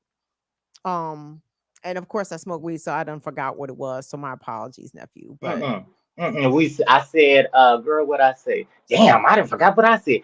I said, I said, oh, that I was, that all of these African rappers are coming off pretty mid to me, especially the men. Oh, that's what I was gonna say. Oh, mm, so the only acceptable American flag for Kendrick to be standing in front of would be a burning one, right? Like, dog, you standing in front of a perfectly neat and wrinkle free mm. American flag. And didn't you just get through talking about freedom and stuff? I mean, you should, if he was standing in front of a burning American flag, I might have a little bit more respect for him. But or he should have been stomping it out or something. But just standing in front of it like a patriot, sir, absolutely not. No, that is not. That is not. These are not the stances we respect. But I think, unfortunately, entertainment under capitalism, and ultimately Jay-Z's career and trajectory shows us, unfortunately, the full capability of hip hop as it stands. You know what I'm saying? I'm so very much sorry. We through the NFL can directly see the capabilities of hip hop under capitalism. Yep. Under No void benign. And you being used as a method to push, the militaristic propaganda of this country, right? During the biggest performance in the world. And you have a so-called radical rapper basically endorsing that shit. And it's like, wow. So what message does that send to the kids? Hopefully that doesn't drive army recruitment amongst my kids. Like, look at Kendrick. Oh shit. What if Yeah, Kendrick what is the purpose of an African man sitting up here like advancing like the gun culture of America, right? From one perspective, we're like America is like the military destroyer of the world, and then from the other perspective, from the inside perspective, right? Kids got to do school shooter drills. What value did you get from there? Like, did you like? I'm like I'll never see Kendrick Lamar amounts of money, right? But what do the people got to get for you to circumvent like, basic like like logic in your head? Do you get what I'm saying? Like, what know was it, a exactly what dollar amount? didn't he just do like a gang unification, gang unity kind of stuff? I mean, it's these blatant hypocrisies, these contradictions. Same thing with Quavo. You gonna stand on stage with Kamala talking about the ways to end gun violence. You got a foundation, nigga. Your lyrics is nothing but shooting the club up. Like, what the fuck? Like, what? What? And I mean, but that's our job, though, Don. We have to call these fakes out. Call out this fakery. Call out this misleadership class. Call out this undeserved, credibility given to the black celebrity class. Like the fact that Ricky Smiley and Steve Harvey and Jermaine Dupri and all these fucking weirdos are like the thought leaders. Charlemagne, the thought leader, the Umar, the thought leader. But shit, at least Umar makes some sense sometimes. He make more sense than the rest of them niggas. But like that's why we have to stay on these people's heads. And even if I don't give a fuck if it comes across as hating or what, you can call it whatever you want. But these people are intentionally misguiding our people. So fuck them. We don't have nice words for them. We don't have to speak about them in respectful manners because they're being very disrespectful to our folks. You know what I'm saying? So yeah, that's where we come in. It was very disrespectful of me personally for Megan to get up there shaking and twerking for Kamala. Like, bitch, I was over here talking on the internet about winning you the Anwol after you done got into an incident and stuff like that, and the man them on the internet came after you and stuff like that. Now you're going for the head cop in charge. The police didn't help you, baby. That part. The police did not help you. And so, but I like that you said that though, because people need to be clear that we can separate the incidences, right? Like I like Meg as a rapper. I defend her from domestic violence or intimate partner violence, and it's fuck her for shaking ass to Kamala with Kamala. Like, girl, what are you doing? So all those things, so many things can be true at the same time. All right, Uhuru, Auntie, we got a lot of work to do. I'm very. It's so crazy how like the state was able to spend $50 million on this trial. We waged a 2-year long struggle against this, and the party had to bankrupt itself, and the community bankrupt itself, gathering $2 million. So much money, for all of this stuff, but the state just has endless pockets. And what the trial against the Uhuru 3 and this half-ass non-guilty verdict should show is just like George Jackson says in Blood in My Eye, no cost in blood is too high for the maintenance and sustenance of the American imperialist state and Western hegemony. But we are winning. And we will win, babe. We will absolutely. Uhuru, Auntie Kim. Have a good night. You, baby. Thank you, Dawn. Thank you so much, baby. Good night. All right. Let me knock. Oh, look. Oh shit. We got folks. Let me knock these out. Thank you guys so much. Thanks to Dawn. Thanks to Abby. Thanks to Alicia. And all the folks them came through. Hey. Hey. Hey. How are you? Good. Good. Yeah, I was backstage in the wrong backstage for a while, and then I was like, I don't think this is the right backstage. Wait, is it Frannie? It is Frannie. Hi, Frannie. I'm sorry, Frannie. I like to talk to y'all. And, when y'all call up, I like to get caught up on everybody. I'm sorry, I didn't mean to keep you backstage. Hey, we have no, I wasn't saying that. I was saying I was in the wrong backstage, and then I'm like, dude, I'm in the wrong backstage, and then I was in the wrong backstage. It was like user error, but I kept pasting the different links. And then I'm like, I don't see anyone. And then I got to this one. I'm like, there's Dawn and Kim. So that was great. Hi, Frannie. Hi. How's it hanging?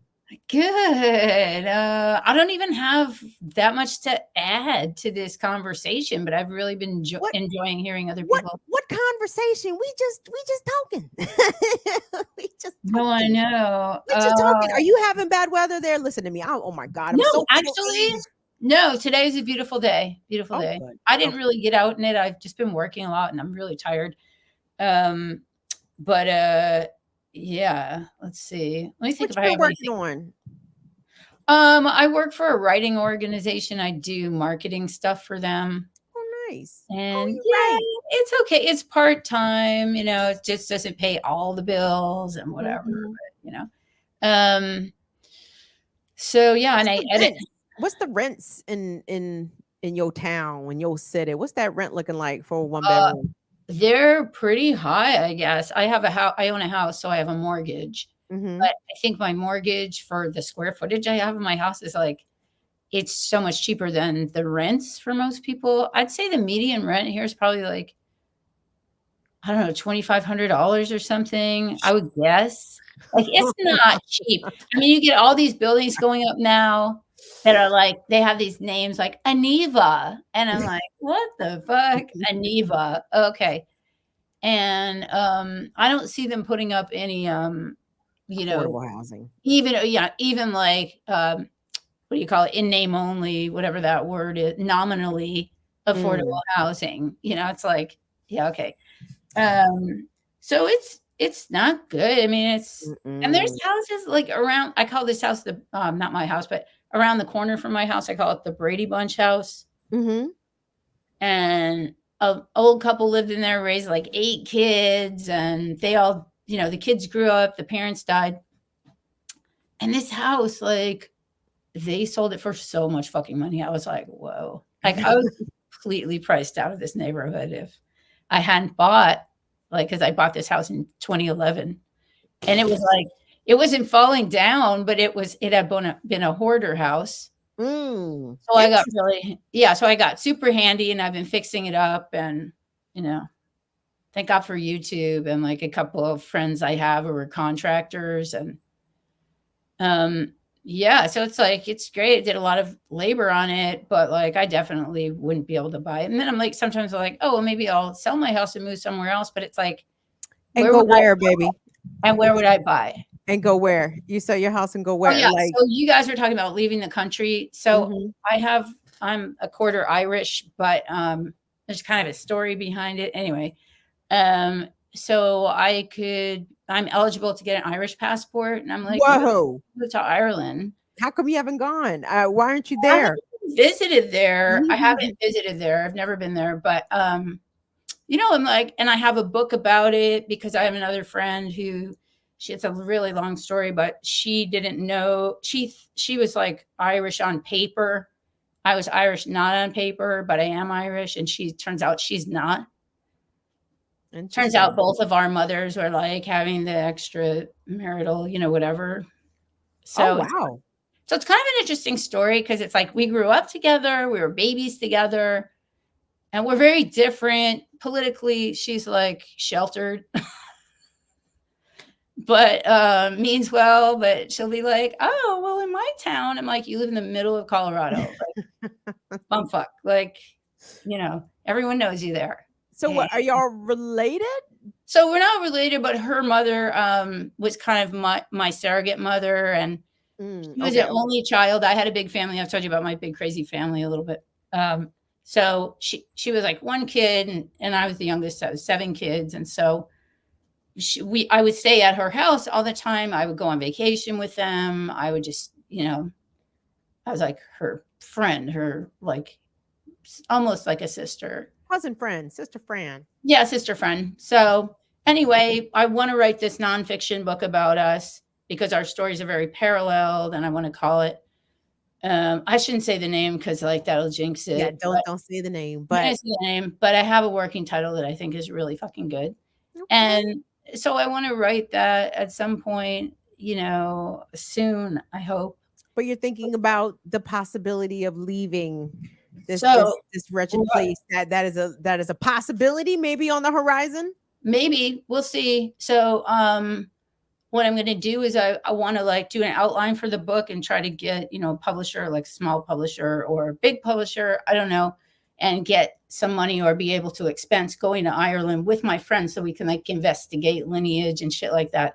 Mm-hmm. And then her father, her real father, he's in lived in Mallorca. And so I want to make that part of the trip too. And he was an artist and she needs to go pick up his paintings. And he was also like fucking crazy. And she, you know, she didn't know that he was her father. And so there's like all these paintings in Mallorca. So I'm like, well, maybe we do that too. And like make it like part of the book, you know, he's traveling to these different places and weave it into the story and stuff. So that's my like vision for that book, but it's a more complicated thing than I've ever done. Cause usually I'm just in a room writing about like imaginary places or places that exist that I know from here. I'm not like going and doing research. So that's my plan. That's what I would love to do. Then when I'm over there, I'll be like, hey, I want to apply for my passport. And let me check out some senior housing, you know, for when I move there. Listen, anybody that senior housing by the sea. Well, dual. I'm so jealous of people with dual citizenship. I'm like, wow, like you kind of have someplace else to go. Look at that. You have someplace else to go and they will let you in. I know. You know, so if I never knew I had that option till a friend of mine did it. Yeah, you should pull that trigger, madame. So other than that, I would like to maybe go to Cuba, but I've never been to Cuba, but I could see like, oh, I could live in a place like Cuba or Nicaragua or something. I don't speak Spanish, but I could pick it up. I think so. And no problemo. I mean, listen, yes. I hope if I ever made it to Central America, I could pick up. I hope I could pick it up. I think once I got a solid couple weeks of immersion, I think it would help. I think I could get at an 8th grade level, maybe. You know what I'm saying? I feel like I have some baseline Spanish, but I don't practice it enough. I mean, you speak French, so you know, speak some French, and that again, I that's why I would love to go to West Africa and pick up their French, because I can't speak French with French people because they speak too fast. They talk too goddamn fast. They do. I like to speak to West Africans speaking the French. They speak it, but even then, I told this one sister who was a rideshare driver, and she had a West African accent. I was like, oh, I speak a little bit of French, and then she dropped her French. And I said, oh shit, no, I'm sorry. Maybe I don't speak French, madam. I'm sorry. I didn't catch most of that. You hit me that with at a speed I wasn't prepared for. My bad. Yeah, you're not ready for that. It's like stepping into traffic. Like, wait till it clears. Like, I think for me with French, because I studied French, I was like, I can speak it pretty well, but once there's that engagement with actual, speaker, like fluid speaker, I'm like, oh, slow the fuck down. Because first of all, we were instructed poorly, right? Like the way foreign language, I don't know how they teach it now in public schools, but the way I'm sure you and I learned it was probably not the fucking way, right? Like, it wasn't no way. You know what I'm saying? Like, I don't know anybody that took regular ass and who already did, was not native speaker, did not have native speakers in the house. I don't know nobody that took high school level Spanish, even all the way through all 4 years, who came out being able to speak fucking Spanish. You know what I'm saying? They just took it. I took 4 years of Spanish. I mean, at least driver's ed. You learn to drive. Like, come on. Right. Thank you. People in America, we don't get instructed well on foreign language, and it shows. And I was in the white schools, and they're not much better. Of course, they're giving you the wrong history and all that. You got to unlearn it. I mean, I feel like suing my college for a lot of reasons, but just be like, I had to fucking unlearn all the shit that you put in here. Fuck you, like that kind of thing. But also they're supporting genocide and the whole fucking thing. And listen, yeah, they're pretty bad. Like every school I've ever gone to, PSU, where I got my master's degree, Portland State University. I'll just big that up for a second. Go whatever their team is. But like That one, they had encampments too. They were not calling in the police, as far as I know. Mhm. I was not in Portland at that time. I was out of town for those like couple months where it was like hot. But I was in New York, and I did go to my alma mater there, and it was pig fucking central. Mm. And in fact, all of New York City, because that's where I went to undergrad, is cops. It is a cop city. It is Right in New York. It is New a York cop City city. is cop city. And then they have these sirens that are like so loud and obnoxious, and you're like walking through Midtown, and it's this noise pollution. It's like Yes. it's a different siren. It's not your Gen X's siren. You know what I mean? It ain't. It's like this other fucking weird shit. And I'm like, so here's this city that I've lived in, that I go back to, that, would be a great city, but I'm like, I can't get with like the, I mean, that's not the only city too that's like that, obviously. I mean, it's a thing.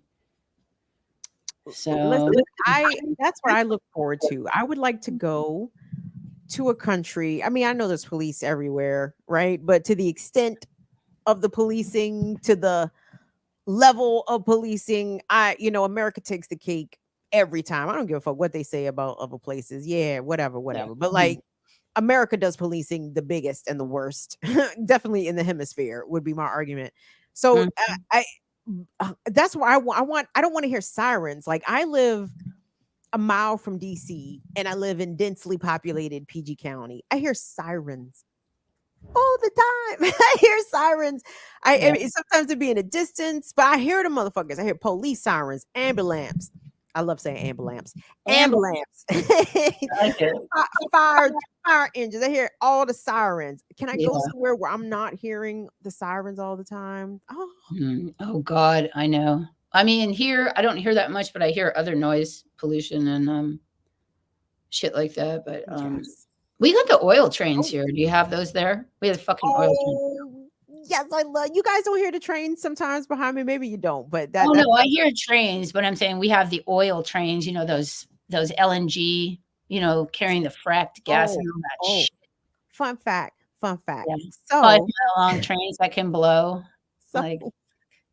So they run them same trains right through Washington, D.C., guys. They run those same trains. I said, wow. I said, look at this. They even do it in their fucking playground, Washington, D.C. It's crazy. So sometimes the trains will stop, and you can, it depends on the time of year, and you can actually see sometimes what they are. Sometimes they're Amazon trains. Sometimes they're all kinds of random ass shit.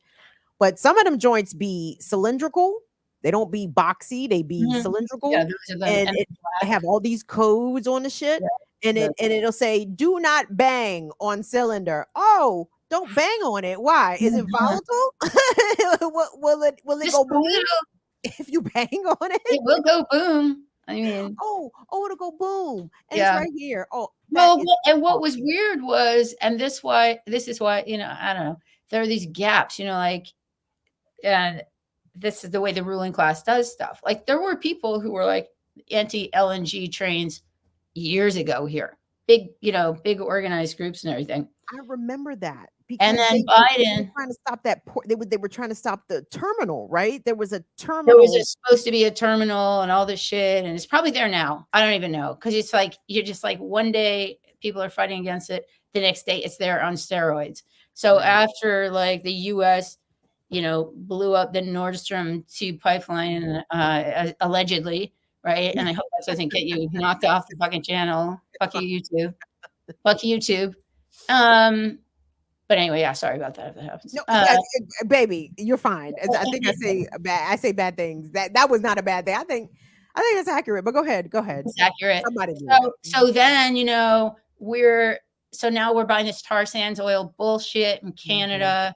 Which I heard someone say is like America's cowboy hat or something. Like, yeah, totally. Like, Jesus. So Canada's America's cowboy hat? Canada's America's cowboy hat, yeah. So it's crazy. So now we're getting that sludge. It's coming through. It's volatile. and then it's going to where? Fucking Europe. Yes. Like, as far as I know, it is going to Europe. So it's just coming through us like we're the, Way fucking station. yeah, we're the Load up. colon of the fucking, belly of the beast coming through with the, and going to Europe. It's just like, Mhm. it's a mess. Listen. But you know what? I do think we'll win. I do think like they can't keep, I mean, everything's masked off. No one's making any sense at all any more than they ever did. But I mean, like, it seems to be like a little worse when people speak, and the contradictions that are so sharp. You're like, geez, you kind of have to be an idiot now if you don't see it. And so that describes people I know and love. But what are you going to do?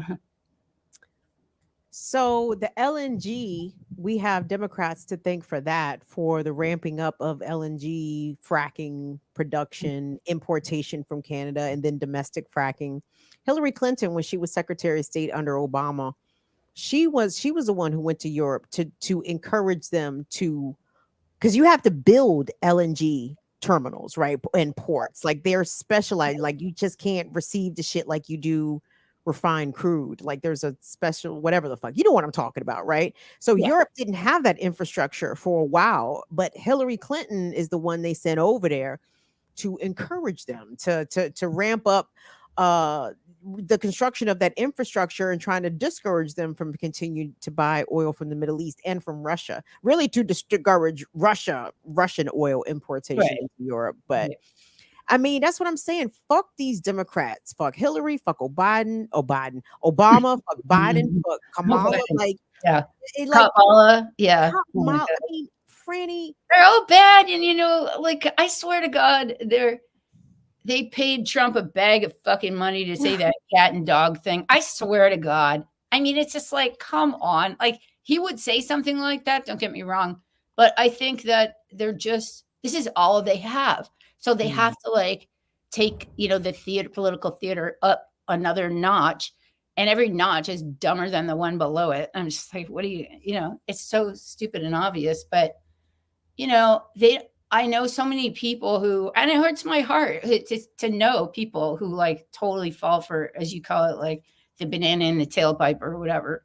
Like, these are people who are otherwise intelligent, and they're excusing away and doing this mental calculus to excuse away the genocide. And, and it hurts my heart to see that.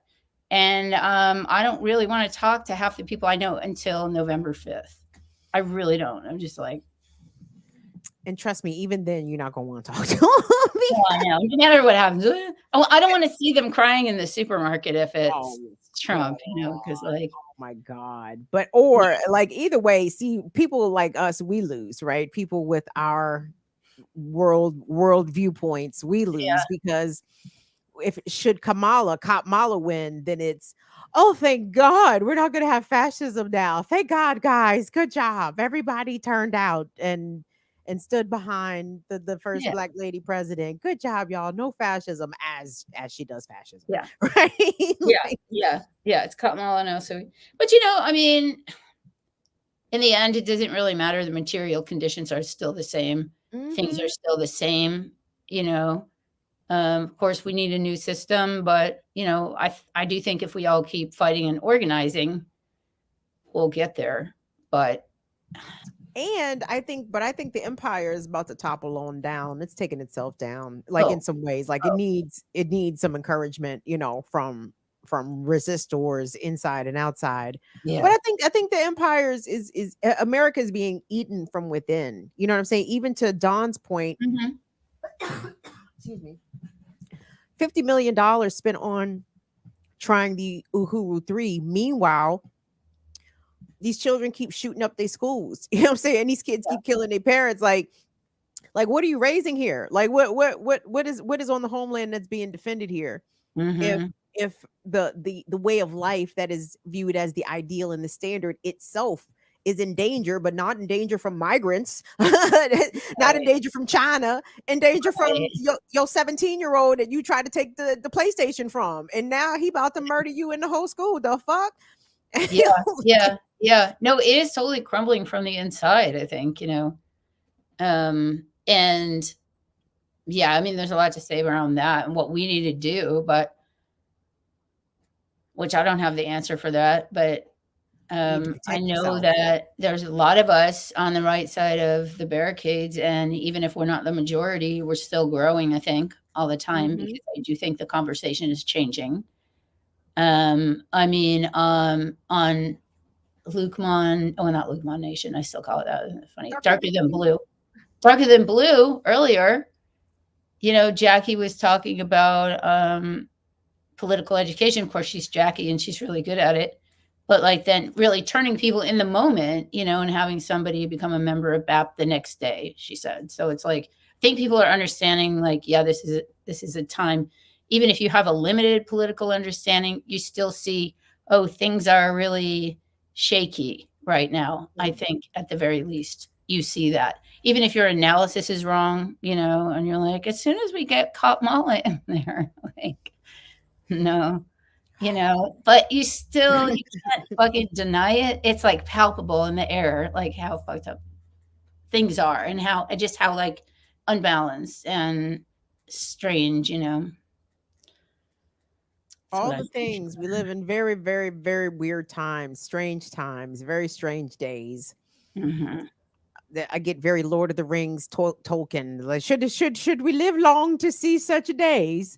Here we are in these days. In I these get Star times. Trek. I hear you. I get Star Trek on it. I But just started. Frannie, What's that? I'm not trying to kick you off, but it Okay, appears it's you getting have. late.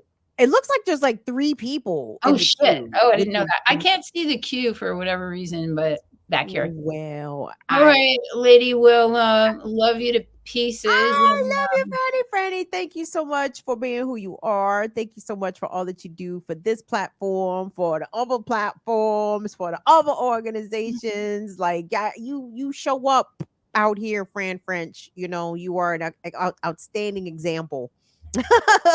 Thanks, Kim. Of You what too. we need our European friends and comrades to be I'm gonna doing out try to here, like and the way we this need y'all to be talking out here, the way we need y'all to be moving out here. Franny French is out here doing it. So thank you, That's thank right. you, thank That's you for right. what you do. We appreciate you. We love you, Franny. I love you. Thank Thanks, Kim. you. I love you too. And thanks for all you do. And yeah, good talking to you. You too, babes. I will see you. All right, you guys, hold on. I'm coming to y'all in the queue. Y'all know, Will done left me and shit. The push buttons all by myself. I don't dig it. And it's all by myself. But if I hear Bagheera hop up, I'm gonna have to turn y'all loose. Well, not turn y'all loose, but I gotta go let the Hey dog out. Cam, Hey, how is that you Vesper? doing? Yes, it is. How you doing? Vesper. Did you hear me? You must have heard me telepathically. I mentioned you yesterday, no, Wednesday during Kim's Twitch turn up because I did a Frankie Beverly and Maze That's the one I playlist. missed. That's why is I see you on everything except for that. Like that's the one that I missed because it doesn't give me the notifications on about Twitch. That's weird. You gotta turn your notification. I don't know what to tell you, but I Yeah, I mentioned got them you. on. I know I got them on, but sometimes it tells me, sometimes it doesn't. I was able to see you in the ear doctor. That Oh, was thank you, dope. thank you. Me and the ear doctor. I feel like me and the ear Y'all doctor have actually great went to school together. chemistry. I feel Yeah, like he was in the 8th grade when I was in the 6th. Like, I actually feel like that's how we know each other from middle school. That's the right. kind of rapport that we have. But no. What I mentioned you, Vesper, because I was talking about Maze's music and Frankie Beverly's, in the music as a artist they create, and the vibration, the frequency, because you talk about the frequency and the vibration and how something, what is this thing you call, baby? I'm sorry, I can't recall what you said, but the thing about the frequency and the Vibration, vibration. the Yes, vibration, the but you mood, the said vibe. but was it 4/4 time? No, what did you call it? You said it Oh, was in, 432 hertz. Now that's a little different. It's solfeggio tuning. The Rothschild Commission in the 30s changed the frequency that we tune our music to. So the mathematics of the scale, the keyboard that you typically see on a keyboard, has changed. So that's why if you ever go to the club and you feel the vibration of the speaker, it just doesn't feel right. 432 hertz does, because it's mathematically divisible by the Schumann frequency. So I But am curious there's other whether weird stuff going on now that I don't even really want to get into, but that frequency's changing. So because of but everything that's going on the planet, there's a lot of things that are going on that they won't even want, like I couldn't even say here on YouTube. There's a few okay. people talking about it, but let's just say that the frequency itself is changing. So it might not be that way much longer either. So it's interesting because Maze featuring Frankie Beverly, their music features a lot of Hammond organ, it's keyboards, bass drums, guitar, and Frankie. Yeah, but they And put their soul into the music. I mean, that's something totally different. I mean, that's just the whole no, no, all no, of the no. music is is is It is about hits different. uplifting. It's yeah, it hits different. Mhm. No, but it's not even so much the content because again, because like Roy Ayers music to me has that same quality, right? And again, this is not you know how much of a Emotional. fan I am of soul Yeah, music, I, but I would say it's it's not all soul emotional. music across the board. Well, I would say that like every music, anything that is good music has a bit of the artist's soul in it. Not necessarily soul music, but like the artist's soul, a piece of them that is in it. And I feel like Frankie Beverly and Maze is like they put everything they had into good music that changes the vibe. That's why he always ended with "Before I Let Go." Because he wanted to make sure that like okay, it was a double entendre, the message of the song "Before I Let Go" to the crowd as the last thing that he sings, and uplifting them with the song that everybody loves and leaving them in a good mood when they go home. Hmm. I would agree. I love before And I love all of it. that's what a good artist does, is knows how to read the room. And yeah, it's a shame we lost so many greats this week, and in the middle of all the genocide. It is. And I think there's actually a conversation to be had around the tragic overdose death of Rich Homie Quan. And I think it's a Yep. conversation that, that needs to be had and it needs to be There's a had lot. There's a lot going loudly and on in the immediately. industry, though. You know what I'm talking about? Oh, Like you yeah. you what I think we Jaguar Wright and all the stuff that she's talking about. This whole thing with Kendrick at the Super Bowl. Um, like I didn't even like. I know he was in the imagery. He was sending out the football, so it wasn't gun imagery, but there was some kind of overlay in the sound. I could hear it where they put a gun cock on top of it, so it didn't sound exactly. There's a lot of psychological operations going on right now, Kim. That's why I feel for these dumb people, because they've been duped. They've been duped. They've been watching all the propaganda. And I mean, I don't know how you can watch the ID channel and, and still see through the propaganda. Oh, because I mean, because really, I love it because in a way, a lot of it is cops ain't shit because a lot of the programming on ID channel has to do with like cold cases and stuff, and you just see how Oh, incompetent and indifferent and how not giving a fuck the cops or the judicial system for that matter, like where the serial killer will get caught for rape and get sentenced to 2 years and then oh get my let God. out I just don't early. know And how I'm you like, can watch it. because it's just to be honest, it's just validation of what I already know. I already know these police ain't shit. And and I guess the homicide hunters, Joe Kenda, the niggas that catch killers, all right, cool. But y'all are too few and far between, and y'all represent a fraction of Right. police. It's usually not That's homicide why they have a detectives. whole channel dedicated to it now. Exactly. That like the homicide detectives, and you look, and they don't be shit too. Because again, so to me, all this, it is propaganda, but I look at it as cops ain't shit programming, to be honest, because it usually takes them forever to solve things, and the way that they just let, and you see it right now, you know what I'm saying? Like, Yeah, but that's not how everybody else is picking up on it. It's just programming them into thinking that, oh, we just need to fund our police more.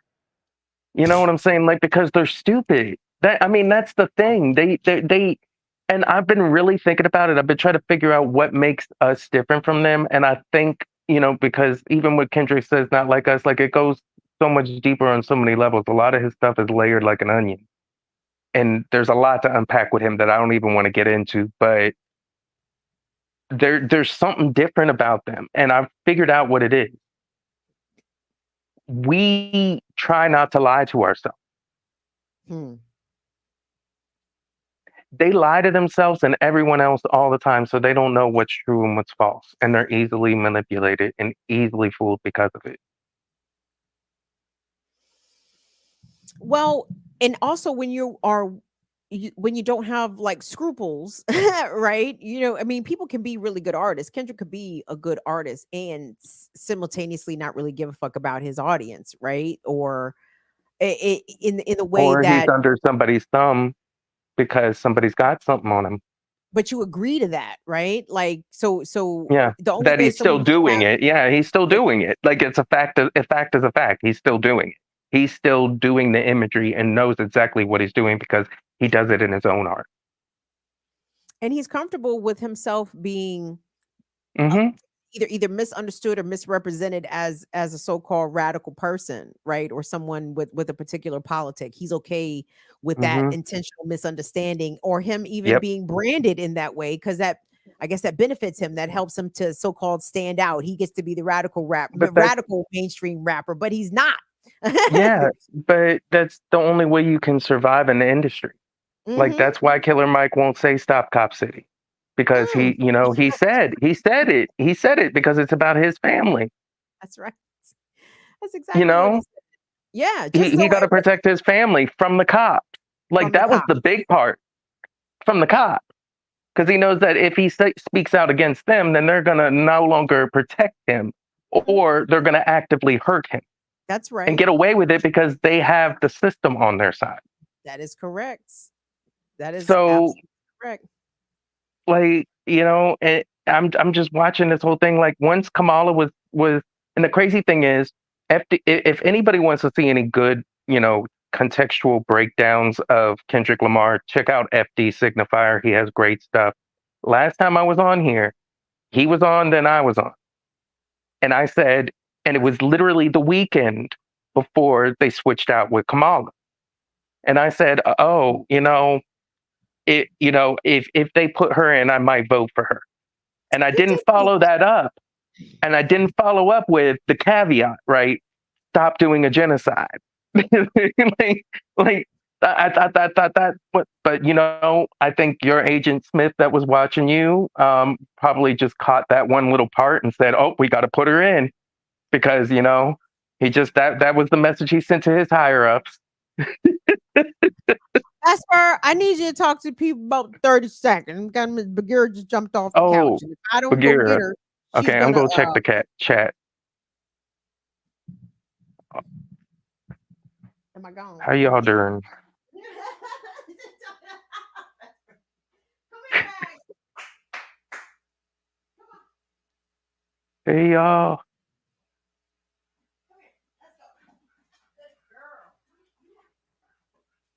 Yeah, see, I don't know nothing about football. I'm seeing the football stuff. I'm all the way down to tooths. And uh,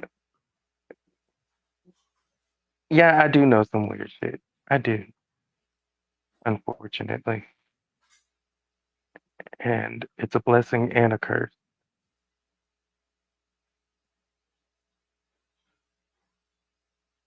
Yes, learn life, Abby, for putting that in there. The classical breakdown, that was a good show. Okay, I'm all caught up. Hey. Oh, so the weird stuff. Things that you can't really say on YouTube, I'm gonna leave out but Not on my y'all need to check channel. Not out on my Jaguar. channel. Not Don't on put your it. channel. I wouldn't. Don't get me I took off wouldn't. here. I wouldn't. So what I Let was me gonna tell say you. was, everybody go check out Jaguar Wright stuff because that'll kind of give you an idea as to what's going on. Although she loves Kendrick and she doesn't say anything negative about him, but it'll give you Listen, an idea of how the industry actually works behind the scenes. Because what she knows is just one little sliver of what's really going on. and the interesting thing about all the stuff that Jag says is that it's like she says, like sue me. Where is my defamation Right? And nobody lawsuit? sued her. Where is my slander lawsuit? Like sue me if I'm saying something false or But defamatory about you, then sue me. I ain't seen no suits. Where are the suits? I don't know how Where- they interview her because she just keeps going and says the most random stuff, and then they never follow up. Like she said something about Justin Timberlake. She said a She lot of said stuff about a Justin lot Bieber. of wild stuff. She said a lot of stuff about a lot of people and didn't throw in allegedly. No, she did not. She did not throw in any of that. I like the only for the first time that I have liked every single TikTok I've seen of hers, except for this one where she was talking about Tupac at the Bellagio. I'm like, now, baby, you definitely was not there. Okay, okay, like now, Jag. I know people tell you a lot of stuff, baby. You was not out there in Vegas at the Mike Tyson fight when Tupac got shot. Okay, let me not like that particular one, but everything else I like because I'm telling you. I'm a little messy in this way. Like I see all the Diddy connections. I see Hmm. people connected to Diddy, past and present, who are fucked up right now, like J Yep. Lo. You know what I'm saying? And even Justin Bieber was having a hard time. I'm like, look at Usher. Only one Yep. ain't got caught up yet is Usher. Usher. But I feel like his time is coming also. And again, this is not shit I wish on people, but if terrible people have been doing terrible things, yes, I do wish for karma to catch Yes. up with the ass. So woo. I just want the truth to be exposed wherever it is. Where all the lies that are in our faces, I want all those lies exposed for what they are and let people decide exactly, but the only way we're going to get to that place is if we actually start to, all of us actively looking within at all of the things that we don't like about ourselves and trying to be a better person. Because we can't control anyone else. We can only There's that, control ourselves and we have and to be lead by careful. example, like doing what you do, like falling into your given gift. We all have a God-given gift. It's the only I'm way. telling I am I'm an I optimist. am well, no, you are an optimist, but I'm happy to see the exposure because people need better role models. People need better motherfuckers to look up to, right? Like people Right. are starting to understand that all this materialistic idolatry, oh, this person got this, or they got access to this event, or this car, or this stylist, or this label, or whatever. Like, dog, do you understand like how much how painful it is to be under all those what's the word I'm trying to say, accoutrements, like you got on all Hmm. this designer stuff, you've been styled to the nines, and someone is kicking your ass when you come through the door, or you're being forced to perform sex acts against your will in order to maintain this, or celebrity or fame or money or whatever. And people need to understand, like, all that glitters is not gold. Like, these people are living very ugly lives, whether or not they are themselves the Yep. the aggressor or the victim. Like, the life is very ugly. It looks very pretty and flossy and shiny, but it is not what you And want. even if it's not like that, even if they're just, doing what they do, what you see them doing, they're actors, they're famous people doing the famous people things that they do, they're singers, whatever. When they go home, if they're not into all that crazy Diddy stuff, they just go home to an empty, big ass house by themselves. And they're surrounded by no one because they can't trust no one and they can't go out anymore. So they're essentially gore folks. So, Mm. like, nothing, nobody has it perfect. But maybe if we all start trying to help each other and start trying to, remove the bullies from positions of power, we might get somewhere. I appreciate that sentiment, Vesper X. You guys go follow DJ Vesper X on Instagram, on all the the things, all the Tweakers, things. all the places, on Twitch also, DJ Vesper X. Thank you, So love. Vesper, thank you, baby. We got 2 more in the queue. Yes, I'm out. I love Peace. you, baby. Thank you, Vesper. Love you too. Thank you, thank Peace. you. Now, for all the people, mainly trolls, who come under my shit and talk about, what do they call me, a race baiter? What else do I get? I get goofy shit. You racist baiter, you racist much? I love it. I love being called racist. I'm like, ask my white viewers if I'm racist. Go ahead, ask them. I got a few of them, and they riders. Ask them. Anyway, caller, you on the air. Hello, I'm calling from Philly. First time, long time. Hey, I want to give the first off, Kim. I want to give a disclaimer. Philly will not take any blame for that fuckery that happened during that debate. I will not. I can tolerate some Philly slander, but we ain't taking it. We ain't taking the L on that one. Infinite content on the line with us, everybody. Infinite, nobody blames Philly. It's not Philly's fault. Philly can't take responsibility for that presidential debate. Nor Philly might take responsibility for these election results, though, my guy. Well, Philly. Here's the thing. There is still a district that Trump hates Philly so bad because there was one district in one precinct in Philly where he had absolutely zero votes, probably somewhere in North Philly. I'm like, God damn, how does every nigga in hate you? God damn. I mean, I thought you might have had at least one simp, but he's still mad about that shit from 2016. Wow. Where's Trump country in the Philly burbs? Is it Bucks County? Where's Trump country? It'll be Bucks County, parts of Montco, Northeast Philly, but I'll tell you where it's not. It ain't North Philly. It ain't North Philly. He might have some strength in South Philly. However, Philly votes like 75% Republican on a bad year. And we flipped Delaware County.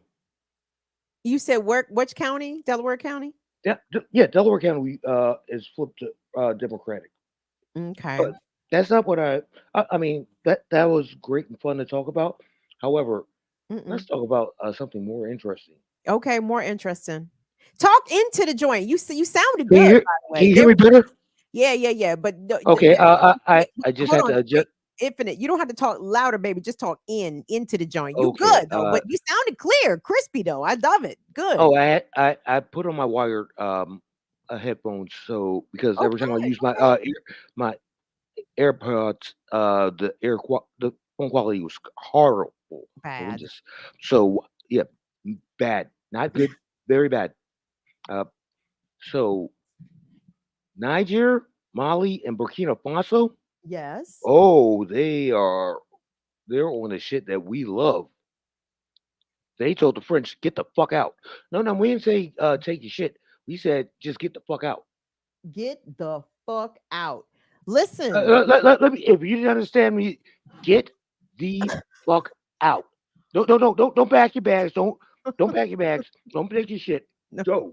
No backsies. Get your shit and get the fuck out. No. I heard they say get your shit.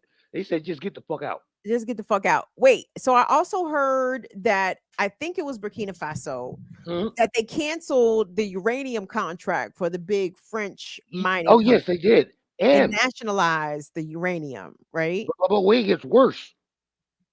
Because President Traore decided to nationalize the gold reserve so he can make his own, he can create his own currency backed on their own gold reserve standard.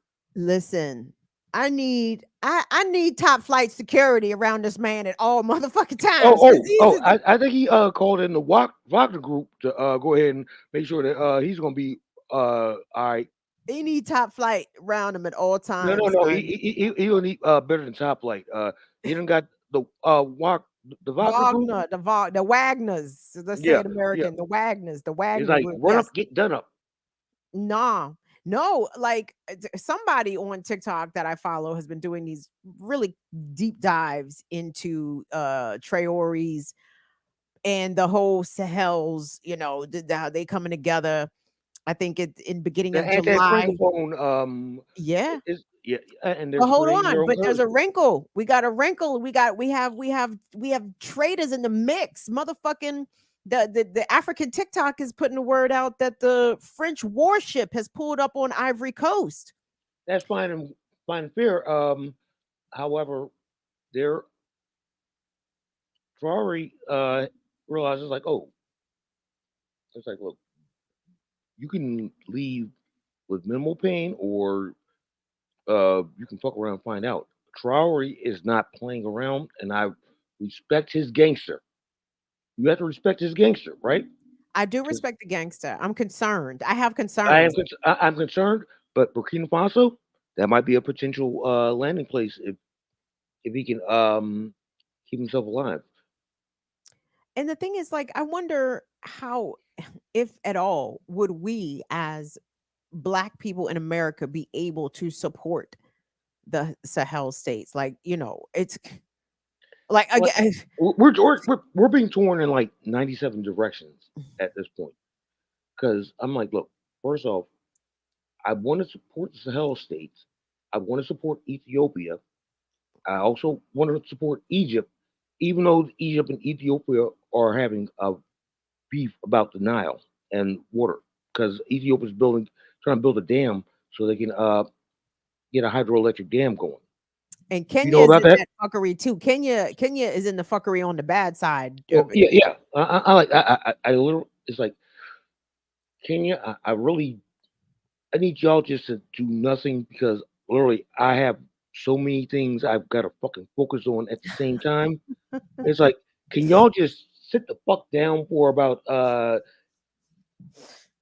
10 minutes so we can prioritize? The world is a madness right now. Like I wanted to go back and watch, and I'll watch it on fucking YouTube, but for propaganda studies purposes, I wanted to go back and watch the 60 Minutes piece. I don't watch mainstream. Wait, hold on. I want to see the 60 Minutes piece of them in the South China Sea. So 60 Minutes was allowed to be embedded with the U.S. I'm assuming with the Navy. They were U.S. military, whatever the fuck. And in the promo that they were running during NFL Sunday was, and here we are in a standoff in the South China Sea with the Chinese military just feet away and not allowing us to leave. I'm like, motherfucker, the key word there was South China Sea. The fuck you doing over there barking bad with the Chinese? Again, we don't have no business being over there trying to start some more shit in different parts of the world. And that's what I'm talking about. The world is in global upheaval right now, but look at how America is the driving force behind all of this shit. Here's the thing. China is using a threat of Taiwan against the U.S. to say, pull the fuck back out of the Mediterranean and out the Mideast. Let them niggas rock. Because if you fuck around, you're gonna find out you ain't got enough time to fight 3 or 4 fronts. Can't fight Russia, motherfucking the axis of resistance in the Middle East, Iran. Oh, shout out to can I tell you? Did I tell you before that the guys that own the corner store around corner from my house, they're Yemeni. Infinite, why you be coming on my show cutting me off though? I mean, I be trying to, and then we're Leos. You know what? That's what we do. I know that, but it's still my shit though. You cannot come on here out Leoing me, my nigga. It's my shit. You cannot Leo me, Infinite. I will allow you space to Leo. You cannot out Leo me, though, my guy. I will retract myself for a moment. You know, this happens every time we talk. Why? I don't understand why. Because you You try should to have a mute button on me for yeah, like but I don't want to mute you, Infinite. I want you.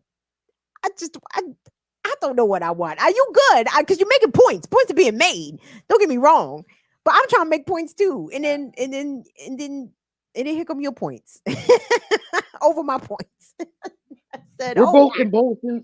We're both impulsive and passionate. So that's the issue with Leos. We're both we're always impulsive and we're passionate and we feel like we need to get our energy out at that moment. But that is sometimes true. I don't disagree with that. That is all and fact. that's why sometimes we have a discordant with our dialectic. But that's Because I also use why when you see male and female lions in the wild, it's beef sometimes. It's like, nigga, what? You coming over here? Into this woman territory, my nigga. We'll call you when we need you. Okay. Matter of yeah, fact, and the male Leos, they're like, all right, I'm gonna lay in the cut. So you we stay the see fuck them away from these fucking cubs. yeah. But Because the male lions try to eat the cubs because they're well, dickheads. actually, we're not gonna talk about that. But here's the thing: the female is always the most deadly of the species in most species. Correct. Hmm. So when you start yelling at me, I know that I need to slow down because she might catch me on the low or in the cut, and it's gonna be a wrap. You're not gonna kill me. My So apologies. See, and I don't want to make you feel like I'm yelling at you, although I very well no, no, I don't care if you yell at me. okay, okay. It's actually good.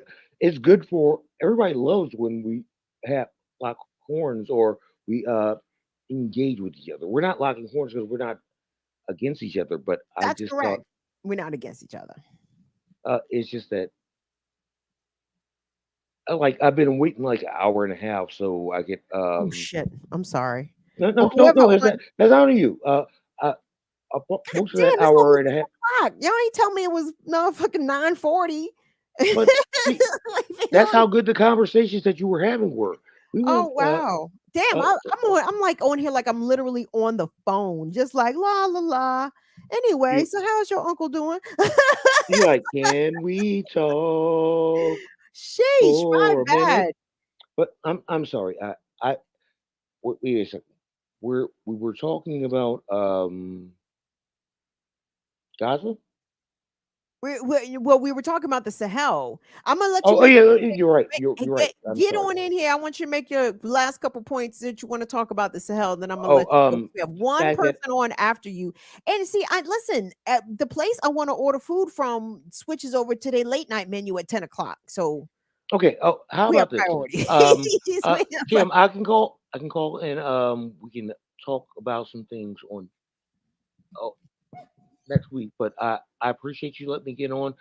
Like I said, I had so much to talk about, but like is if time you have Well, time that's what constraints, I'm saying. I'm not.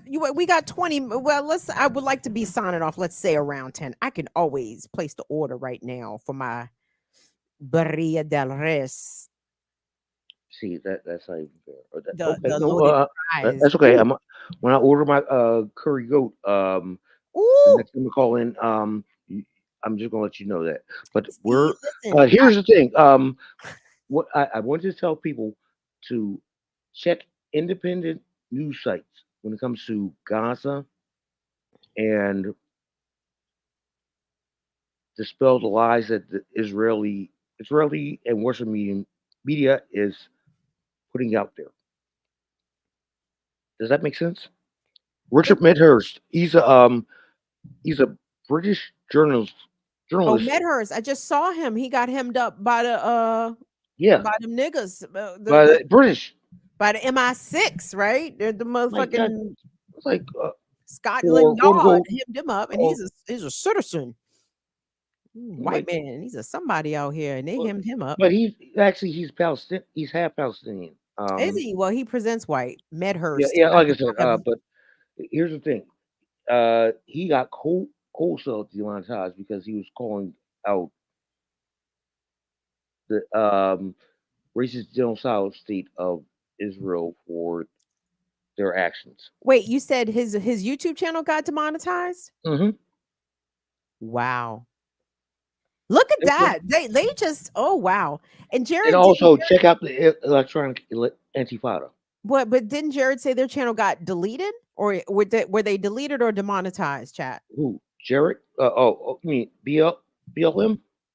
Jared Ball said on the morning show about electronic intifada. I can't recall if he I said they have were not. demonetized or they got deleted. That's why I was asking. Did he get demonetized or deleted? I haven't had a chance to check. Infinite. You looking at the screen? I'm looking at the screen. Hold on. Let me go ahead and. I'm looking at the screen on YouTube right now. All right, But read that shit. What did I say? I hope I'm sharing the shit. just got a ding. Okay. This is Think it's you like sound like me. You can't half-ass read neither. Never mind. no, it said that the electronic Intifada got dinged, and Okay. I know that's because it ain't nothing worse than a bitch ass nigga, and everybody in the government of Israel is a bitch ass nigga.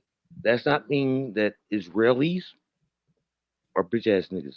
It means that your nation state and your government is full of bitch ass niggas. Your nation state is indeed full of bitch ass niggas. That is correct. Oh, by the way, they said that they quote unquote wiped out all of Hamas and Rafah. That's a motherfucking lie. Let me tell you something. That those again, not their first, second, third, 10th, 12th, 20th. 89, But those continue to tax. Those continue to tax on the tent cities. Again, I mean, I don't know what's more abhorrent. You're literally attacking people in tents and you're attacking internal displaced refugees, or what's worse, them fucking bombing the hospitals, murdering the healthcare workers, shooting kids in the head. Like, where do we even begin and end when it comes to these atrocities that are being committed?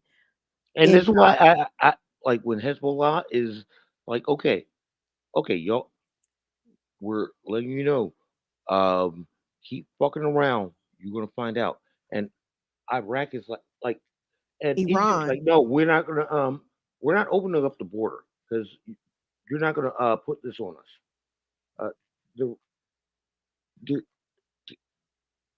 And Jordan's like, whoa, what the fuck are you doing?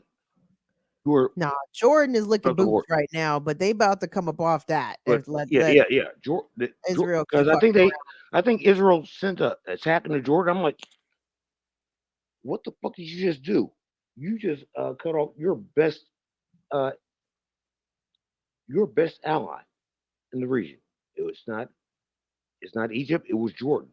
I'm like, they have and they killed a couple of people in the West Bank. The West Bank. I'm like, killed that 26-year-old American gal. Killed her, shot her, and again, they all these accidents. Wow, your military is really fucking clumsy and prone to repeated mistakes of the same kind over and over again. It's wild how that works. You guys keep making such deadly mistakes. You'd almost think it was intentional. That's how you're trained, right? It kind of sounds like our fucked up police here. Like, wow, look at how y'all keep killing people and maiming people. It's almost as like you were trained to do it that way. Look at that. And at the same time, when they try and run up in Lebanon, they get curb stomped. They will. And back up. They're gonna fuck around and find out, but we gotta watch it because fucking Merrick Garland is gonna make it so that even rooting for the resistance and the opposition to American allies is gonna be speech punishable by criminality out here. I am already on a list based on my father. That's a inside conversation we'll have another day. But listen, Infinite, I want to thank you for your support of the channel. Did you read I didn't send you a super chat. I sent you a cash app. Send me a cash app, yes. Please read that for the people. I know it's But been a couple days. you said it when you came on the air. You said what you wrote in the Cash App. Yeah, I'm like, Infinite Philly's said, not taking responsibility for this shit. yeah, regarding the debate, Infinite sent me a Cash App donation the night of the debate, I believe, or the day after, and you said No, it Philly was is a dead not night. taking responsibility for this bullshit. I'm just saying. That's what Infinite's note in Cash App said. So Kim, love you. Cut thank me you, off Infinite. and go ahead and we'll talk probably in another 6 weeks or so. Okay. Next time I do a call in, I will be sure. Well, hopefully Will will be here and Do this it will go a lot after like better. 7:30 or 8 because I have I'm working a new job, so I have a different commute. So I just need to make sure I'm gonna be able to get home by like at least 8:15 or 8:30, so I can chat with you. And I know somebody else is waiting for me, so you can just drop me right down. Okay. Peace. Right. Peace, Infinite. Peace. Thank you guys. Last caller of the night, y'all. Y'all didn't tell me I was running off at the yam for 2.5 fucking hours. Okay. Okay. Wolan. Who's on the line? Hey, Jump in the line. Hey, what's that? Who was that? Who was that? With the hey. crickets in the background. I'm not sure if. Is that Lulu? Who's that? Yeah. What is your name, baby? Greg. Who is that? Lu. Louis! You heard Hey. me call you, didn't you? You heard your name I being did. called, I did. and Louis said, I did. will appear like Candyman, nigga. What's up?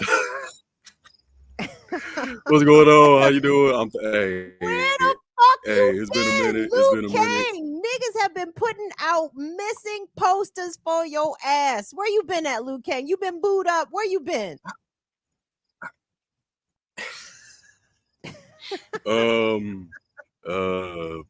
Yes and no, but that's no excuse.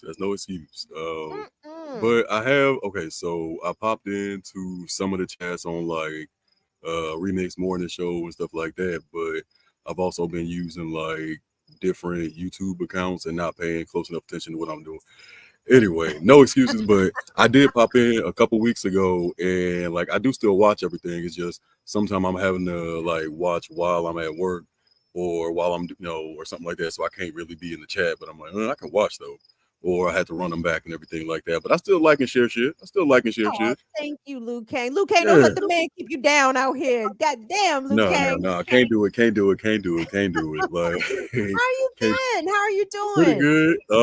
So I'm good. Like, shit's been kind of like, it's been an interesting. I don't know. I think the last time I talked to you was probably like in the fall, maybe. Yeah, it's been a while. See, when like regulars like yourself, when I don't see you or hear from you, I'm like, damn, what did I say to piss off Lu Kang? That's what I mean. That's where I go sometimes. Like I don't see my people for a while. I'm like, oh man, that's how I measure have I fucked up. It's like when I don't see my regs, I'm like, oh shit, I must have said, did. But you here. Okay, so you've been here. You just been creeping. You just been in the cut. No. Okay, yeah. Okay, so in the cut, yeah, I wouldn't say full blown creeping or nothing. No, I just been like having to either run them back or having to watch it with it, have it playing in the background while I'm doing shit at work. Like I was doing like social services and shit like that. So it's just like I was like, and then getting off at the 9 to 5, and I'm like, okay, I gotta try to do my relationship and life shit after work. And then I'm like, God damn, okay, I can listen to the show, but I gotta catch it I gotta wait until after the show go off, and then like all the house is all settled and everything. The dogs is walked, like lady happy, like food done, dishes done, shit. Like, look, this shit is for the birds. Like, I don't know who, but I'm sorry, I apologize. Out here being an upstanding dude. Y'all hear Lu Kang giving y'all Trying relationship. to, well, now I'm goals. Out Lu Kang out here giving y'all relationship goals. I love it. I mean, How is your puppy, I wish I need a relationship goal of my own, because I am in no position to be giving anybody relationship advice, because you lead by example, young man. You lead by example. I mean, I'm trying, but I ran for city council. Was out. You should have seen this shit. Like, it was fun as He was fun as fuck. Like I was Did out you here. win? Did you No, of win? course not. I ran. Oh. Of course not. I ran in Missouri. Like, come on now. Like I ran it. But yeah, and I was a write-in, so I already knew I wasn't gonna win. But like, so basically, people were like, if you weren't a write-in, I would vote for you. I'm like, so we doing the you. Basically, I was called a spoiler candidate. So I was like, you gonna call me a spoiler? So okay, I'm a spoil your fucking election cycle. Like y'all gonna have to deal with me. Like I'm coming to every forum and clapping everybody, and then you can't do shit about it because I'm a registered candidate. So eat shit. But the Chamber of Commerce actually refused to let me participate in the debate forum because because they knew what was up. They're like, he kind of been smoking everybody, and well, we feel like it should only be candidates that are going to be on the ballot should be able to partake in the forum. But then they invited me to watch the forum in the audience and said, you can come and watch, but like during the Q&A, you can't ask the candidates questions. And I'm like, wait a minute. So you're saying I'm not a legitimate enough candidate to be on the forum, but I'm legitimate enough that it's not fair for me to ask them a question. Why the fuck would I even show up? Participant as a citizen, right? And I'm just like, well, if I can only attend as a citizen, why do I not get to participate as a citizen? Right. And the best part about it is the person who made the decision was a woman named Lily White. I shit you not. Her name is Lily White, and she used to do DEI work type shit, like for the city. Yeah, for the city. So hey, the shit like. It was wild. And then I had to shame the NAACP president to get invited to their forum. I was like, because I had to contact the pastor who was hosting the forum. And I'm like, yo, have you spoken with, the NAACP president? Because I think it's interesting that the only black candidate in this race is not invited to the NAACP candidate forum. That's crazy. He's like, well, have you reached out to her? I'm like, yeah, I've been reaching out to her since November, or actually October. And it's like April. So I'm like, it was March. I'm like, so it's kind of crazy that I haven't been able to get back in touch with her. Like they shut down the website and shit. Like, damn. Anyway, but yeah, the NAACP is a joke. I'm sorry. Well, because they're associated with the Democratic apparatus, right? So again, they're not there to enfranchise third party or independent candidates, even on city council races, which is wild when you think about it. Like, wow. And it was a decent little, like I ran on $75. I got a $50 donation from the minority men's group. I was like, thanks guys. Yeah, I mean, you really dug deep. But and the other 25 came from a lady who said that she appreciated what I had to say about like queer rights and everything like that at the Sierra Club forum. Because I was basically like, I mean, we need to start trolling these motherfuckers in state legislature. Like, okay, well, if gender affirming care is illegal in Missouri, then you can't get dick pills no more. Like, you can't, like, you can't get steroids no more. And like, people were just like, oh shit, like, what the fuck? I was just like, are we not? Is this not the place for political discourse, for ideas and like plans and shit? Like, excuse me for doing the fucking homework and doing the reading, because it was a 60-year-old white woman who was wholly supported by real estate and the police. And then we had a mediocre white man who was talking about how he was in Eagle Scouts and shit, but he's a nice guy and he thought he was going to nice white guy his way into it. And I'm just like, look, I'm not about to go easy on y'all. I'm not coming. I didn't come for either one of them until the NAACP forum. And then I came for old girl because she actually mistook me for a random black man when we had a meeting set up. Like, she just walked up to the first black person she saw and was like, hey, it's nice to meet you. And I'm just like, I heard my name and I turned to look.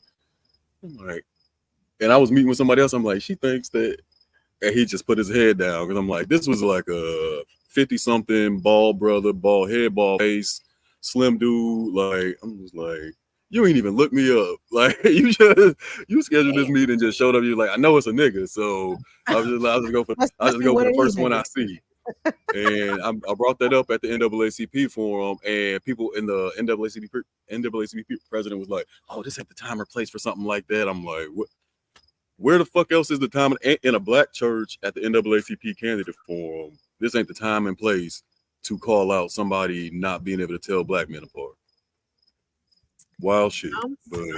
That the black bourgeoisie will never fail in their insistence on trying to make white people comfortable. Like, they no, love that shit. we have to make them They live comfortable. for it. It's weird. I mean, It's and a lot of weird. them are getting paid off of it. Like, the NAACP president, she's been NAACP president for like 30 years. Yo, tell the truth now, because I mean, that was a complaint. That is the complaint, actually, for a lot of people. For example, in Baltimore, I don't even know what DC NAACP does. I'm not even sure, but the NAACP in Baltimore, for example, stood up and supported Marilyn Mosby. They never said shit about Keith Davis Jr. You know what I'm saying? Like, Marilyn Mosby was the persecuted person, not the person actually doing time up the fucking penitentiary for some shit they ain't do. NAACP has shit to say about that'd it. That'd be too much like, right? That'd be too much like some human shit. Like, just like, we cannot let these Negroes catch a moment of grace. Just like, I'm sorry. It's just, I don't know. It's been interesting. Like, and now, what'd you think of the debate? So I thought the debate was wild. I thought it was shameful in a ways. Like, even though I thought Kamala was extremely well prepared, like, I mean, something about the politician / lawyer / always kind of wanted to have like some aspiration to be in front of the camera. She prepared really well, but the shit that she said, it was all nothing burgers, with the exception. I mean, like, I took offense to several things that she said, but when she talked about fracking, and I'm like, I support fracking. I mean, that to me that's another version of climate denialism, just from liberals. Like, there's no way you can say that you care about the environment, you understand how harmful fracking is to the water, soil, and air, and say that you care about the climate, because those things don't go together. There's no way you can support fracking and actually care about the climate, because then you're being disingenuous or intentionally ignorant about what fracking does and how it's obtained, or the harmful methods that fracking employs. So, like, that's just liberal climate denialism, right? So, and her issues regarding Israel, right? She not going to do shit about Israel. You going to complain Hamas did the raping, bitch? Do you know that there's a fucking Palestinian man who died from being gang raped by Israeli soldiers? Like, and the whole rest of the world is talking about this story, and it doesn't get brought up here, and it doesn't get fact checked by the moderators, and nothing. So anyway, I think Trump is really doing Kamala a big favor. That's why she wants to debate him again. That's why she was like, "No, we can do this again." You know what I'm saying? We can run that back. We can run that back. Run it back. You want to talk about eating dogs? Let's do that. She wants that. So it's shameful, Lu Kang. It's just indicative of where we are, and we are down bad. Lou, I did my calculations of my budget. I spend upwards of 60% of my money goes to housing. 60% of the money goes, and Lou, that's just to keep the motherfucking roof over the head. Ask me how much it costs to get lights, gas, water, internet. Nigga, what? I was hoping that was included, but if we want to talk about those other essential things, then like that's like 75% of your budget, if not 80. If not 80, well, might be even higher. Shit. I say like 75, 80. It's all the money, right? I mean, you still gotta, and that's like you still gotta eat, you still gotta like toiletries, dog food, vet visits, co-pays, fucking herb, like no, I don't get to do nothing fun with my money. Nothing. I have no fun with my money. Wait a minute. You mean you haven't invested it into an Amazon storefront, or you haven't you haven't flipped it into, like, you haven't gotten the LLC and like. Listen, so here's my thing. So by the way, it's funny you say that. So the channel as a platform, we operate. It's a LLC, but I operate like a cooperative, right? Like it's three ways split around this joint. It ain't me, I get all the money. Here you go. Wait, no, because without Will and Molly, none of this shit would happen. Look at what we look at me now. You know what I'm saying? Look how bad I need Will. So You're doing great. we operate. Thank you, Lu Kang. But we operate as a co-op, basically, is how I look at it. Even though we are LLC, but my point is, even LLC'd up, nigga, that don't make the ends meet no better. The ends do not meet no fucking better. Like with that debate, like people were saying, people are being disingenuous and still trying to say, okay, well, the only reason you all are being single issue voters, and the only reason you're not fucking with Kamala is because you want to hop on this Palestine bandwagon, and like that's how they're approaching it, and how dismissive they're being and disingenuous they're being. But I'm like, just completely selfishly, did you hear anything in there for your black ass? I ain't hear shit in there for us. So I mean, even if you weren't like, so I mean, and that not even to give people the out of being like, even if a genocide is not a deal breaker for you, nothing material for you should be a deal breaker for you. When the fuck who taught you to hate yourself? Like who taught you who taught you to be like satisfied with scraps and people pissing on your leg telling you it's rain, all the things. Like, I don't know when everybody decided to forsake themselves, but I for one will not. I know nobody here is either. Like, that's why I fucks with y'all, because y'all see what's going on. It's just like, okay, this shit's fucked up, right? Like, not even just like a little bit fucked up, but like this is like we might end up with like 3 seasons type of fucked up, or like we might end up with Yo, if y'all haven't already, you too, Luis. Women's Wednesdays, Jackie and Ricky Ryan letting the chopper sangity. The analysis was bang up. But go listen to them. And it's wild that Jackie is addressing obviously some Kamala trolls in the chat, and I'm like, how did them people even find their way over to Black Liberation Media? Like, what are y'all doing in that chat? How'd y'all get over there? Y'all must be lost. Right. This ain't that. Like, no, and then it's, I don't know, it's and I know there's a super clip going around of like Angela Rye and like that Breakfast Club interview and shit like that. I think they talked about it a little bit on Remix this morning, but like she was up there. Of course they talked about it on the. You know what? I'm gonna mind my business. I'm gonna mind my business because somehow the Breakfast Club gets referenced on Friday mornings on BLM, and I be in confusion. But anyway, glad to see that we staying on brand around here. No, regardless. Anyway, I'm sorry. Why'd you tell me that? You go Wednesdays for the to get that work, and then on Fridays you come for the I don't know. For Fridays you get work too, but like it's different. I don't know. I'm sorry, I didn't mean to interrupt. So what did Angela Rye say? No, you're right. Like honestly, Wednesday is probably the most tuned in day of the week. To be honest. But it's a brilliant. It's Women's Wednesdays plus Kamau. It's usually a good mix. Right, plus Kamau. It's always fucking hilarious. It's just like, speaking of something, like speaking of mastectomies, Kamau Kane Franklin. Like what? Like what? Like the way he be bringing them in sometimes, like, okay, look, I can't. I'm telling you.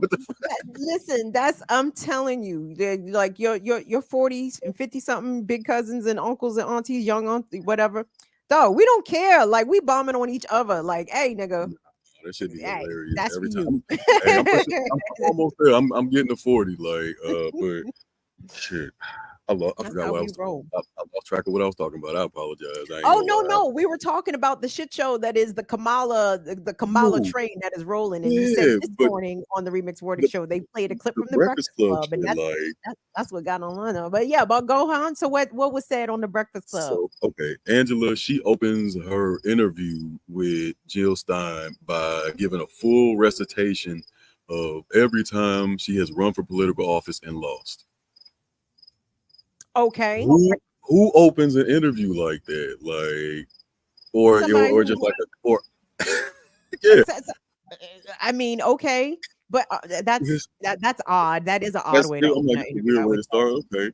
And then like Jill gave some pushback and was just like, some of the stuff that the partisan lines that you are given is frankly parroting like white supremacists like talking points and shit. And she was just like, how dare you? Like, it was very like, how dare you as a white woman tell me, a black woman, that I'm parroting white supremacists talking points? Like, I'm like, this is not a good look. Like, are you sure you want to put this out there? Because like, it was a mess. You should definitely check it out. You should check it out. Oh wow. Well, I hope Yeah. Jill's not getting too much shit, because I'm sorry, like I think Jill Stein would be qualified. Her politics and such. She could if there's, first of all, there's plenty of black people out here spouting white supremacist shit. And if Angela Rye didn't like being characterized that way, then maybe she should stop spitting white supremacist shit. They like some. I mean, they be Where some is of the lie? No, it was wild. And after she got through with everything like that, Angela got back at her again about oh, I can't let it slide. You saying that type of. It was just. I would recommend watching it. I don't want to spoil it for you, but just to give a little bit about like how it went down. Like, it's this disingenuous. What does Ricky call it? Identity reductionism. Where if you have any analysis or good faith critique or just critique in general about Kamala, it gets like kind of brushed off as, okay, well, you must hate black women. I'm like, nah, I really don't. I actually like. I've spent most of my life listening to them. Like, what do you mean? Like, I was like, I trust their judgment more often than not. Not that black woman. I don't trust her judgment. Like, I don't trust her ideology. I don't trust her with a fucking potato gun. Like, let alone with like, just let alone with like any lever of power. But it seems like she's kind of poised to get it. And we supposed to like act like when she ran for president, nobody fucked with her. Her home state didn't fuck with her. Black people in California didn't fuck with her. But now we supposed to act like, hey, no, everybody, what you mean, bro? Like, everybody been fucking, like, yeah, Kamala's always been here. Like, it's like, are you trying to fucking incept me? Like, it's just like. Right, Lou. Like, these niggas will actually have you thinking you the crazy one. Nigga, am I crazy? Like, what? Are you telling me I misremembered what happened, 2 election cycles ago? Like, that shit didn't happen? Like, she got Buttigieg'd in her home state. Like, like that wasn't Kamala. Like, I remember, I don't remember when this was, but it had to have been when she was still attorney general, before she ran for Senate, or it might have been right when she got elected to the Senate. Regardless, when I read that Kamala, as attorney general, had advocated for incarcerated people convicted of marijuana after California had legalized, or who were still in jail after California had legalized marijuana, and wanted to keep these incarcerated people in jail to use them to put out wildfires. Yep. I said, wow, tell me you hate black people. Tell me you hate incarcerated people. Wow. Right. Like, that's not even progressive, baby. Fuck radical. That's not even, that's bad. That was terrible. That's slavery. That's fucking slavery. And she, I mean, like, y'all, I mean, I'm supposed to act like she ain't had to drop out because she got bodied by Tulsi Gabbard. Dog. Like, that's what I'm saying. Like, I was like, I literally watched it. I saw the look. I saw her sitting there with the shit face as Tulsi said it. I was just like, yeah, you're done. It was like, you thought nobody was gonna say it. She said that shit. You out of here. And jokes on us though, Lou. Look at Kamala poised to take the crown out here. Jokes on us. Shit. But that's okay. Listen, we're not falling in line. Fuck it. We're gonna tell the people whether or not they want to hear it. I don't get whether or not they care to hear it. You gonna know, because guess what? She gonna end up showing you anyway if she wins. So just be let your folks know. You heard it here first. Don't be surprised. Y'all about to get Obama 2.0 again and again. Lu Kang, nigga, why are my people like falling for game? I literally told dude who I was working with today, I'm like, yeah, you just about to get Obama with ovaries. Like, and he started laughing. I'm like, nah, man, I'm being for real. Like, you gonna get like everybody gonna have the feel goods and everything like that. And like, well, not everybody, but like the people who was on board with this shit, give it 18 months. And they were like, damn, she got us. Yeah, she got you. Nah, well, who is us? Like, no, who is we? Like, no. Like, she got y'all goof ass. Like, and Lou, she ain't really. Is it really I'm- getting you when? Like, is it a trick when I tell you how I'm doing? Like, when it's like, did I really like if I go and then I slap the shit out of you? Did I really like trick you? Like, like both of my hands was in your face. Like, I don't know. Like, I'm sorry, but it just. Listen, Like, first of all, I will credit you in all my future usages of Obama with ovaries. I will let the folks I'm know that sorry. is not mine. That is Lu Kang's. Okay, because I'm gonna say it. Nope. I did not say that. No, I didn't. You didn't hear that shit from me. Like, I didn't say that shit. Oh, fine. Then I gank you. You want me to gank you outright? Stand on it. And I said this shit again. I'll say it to her face. Like, I'll tell her husband. Like, oh, what the look. I do not feel like we need to be nice to these people, and that's also like why. I mean, but I have now. But at least now I do have some firsthand experience with when you do participate in electoral politics and you do not play nice with these people. Like, it go out. I'm like, no, this went exactly how I thought it was gonna go. Like, motherfuckers doing just scandalous shit. Like, even before that, the mayor had conspired to put her bestie on the council in an interim appointment. Like, sent the email to the whole council. Like, yeah, pick the person who most embodies the person who just quit. And that person happened to be the best. That person happened to be the best friend of the person who just quit.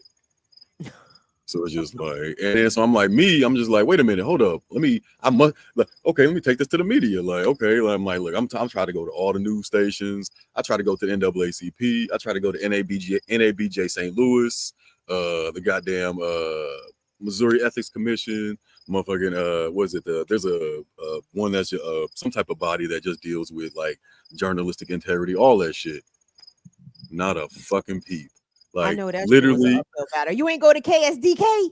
I'm just fucking around. I should have went to more stations in St. Louis. You should have hit up the Riverfront Times. Riverfront Times does some good independent journalism sometimes. They do some good stuff. Okay. And there's another isn't there something called the St. Louis American? But I don't quote me on that. I can't remember. I thought it was a paper, but again, it's been a long time since I've been in St. Louis. But Riverfront Times is still doing the work. You know, I sent to a whole like listserv. Like, somebody gave me like a media listserv, and I'm like, all right, bet. Here you go. Like, the mayor's a piece of shit. And just everyone was like, yeah, but like, what can you do?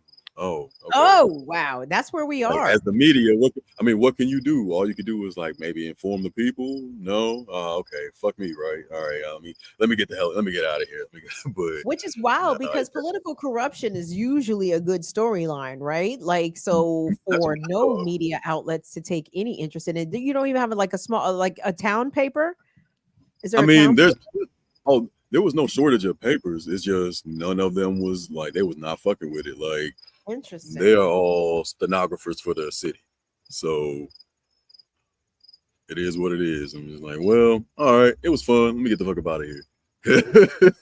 I ain't gonna lie. After I ran, it got hard to find, like, finding work and shit, and finding rental spaces got hard as shit. I'm like, oh, okay.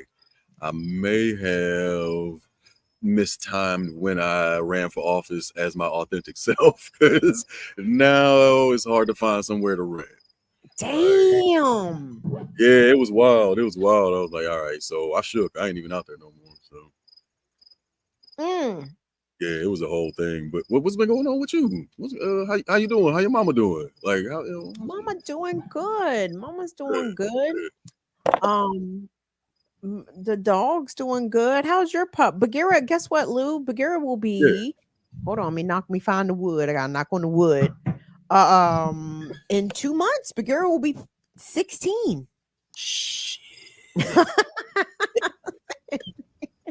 Bagheera's fucking ancient. Hold on. Like, no. What? Where are they at? Are they?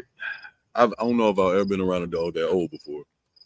Me neither. I've never been around a dog this old. It's like me and her be looking at each other like, nigga, what do we do? You know what to do here? And she like, no, nigga, I ain't never been this old. When'd you get her? So, but it's now having like, okay, I had to throw away 2 of my area rugs because she was having, you know, these weren't Persian rugs. These joints was Wayfair, but still, you know what I'm saying? These still my rugs. Because, you know, she's having some incontinence issues, and that's our main point of contention. If I was 92, I probably would too. Right. That's what I be thinking, Lu Kang. It's like I can't even be if, mad if at I'm it. 110, I might poop on the floor every now and again. It might Sorry, happen. like, I can't the say that it sphincters, won't happen. sphincters ain't what they used to be. Like it is I what it didn't even is. realize Lu Kang. Anyway, I mean, I'm not having this issue, but I didn't even realize that was a thing. Like, I didn't realize that your sphincter lost elasticity as you got up in age. I didn't You're like, realize that. oh shit. I said, whoa. No one told me this. What? What happened? No, that digestive tract shit. Like I had to deal with some ulcers and stuff like that before, and Wow. that shit took me out. Like I was down bad. I was like, damn, I thought it would just be like a little tummy ache type shit. It was like, nah, man, you fucked up. Like you all fucked up. You about to lose some weight because you can't eat shit. Like Damn. it was rough. I put it all back on since then. Don't worry. Like I ain't missing no meals. Like rest assured. Like still deep dish. But Man, listen, let me tell you something. I told you I lived in Missouri. I didn't enjoy it, but I liked eating in Missouri. I will say that. I like to eat. When I went to Kansas City, nigga, I ate through yes, Kansas City. Kansas City got good food. Like sheesh. I Ate all always through Kansas City, even on the white folk side out there in Olathe in Kansas, on the Kansas side. The whites, oh man. I don't think I had a bad meal in KC. Man, you gotta follow the plus size folks. They know where to go, yo. You know Yeah, what I'm I go saying? looking for like I go looking for like knee meat. That's how I kind of like. I'm dead serious. Look, if I see somebody got meaty knees, or especially the back of their knees and it's meaty, yeah, what you been eating? All right. I'm having what they're having. What do you got, meaty knees? What you get? The burnt ends? Give me that shit. Give me that shit. Give me that shit. I'm like, you look like a baby who used to have them 3-ring legs. Yeah, you know what's up.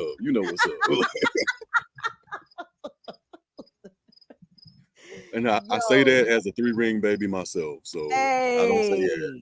Hey, it is Nothing what it wrong is. with it. The baby with 2 necks. Yes. Oh. 2 neck babies.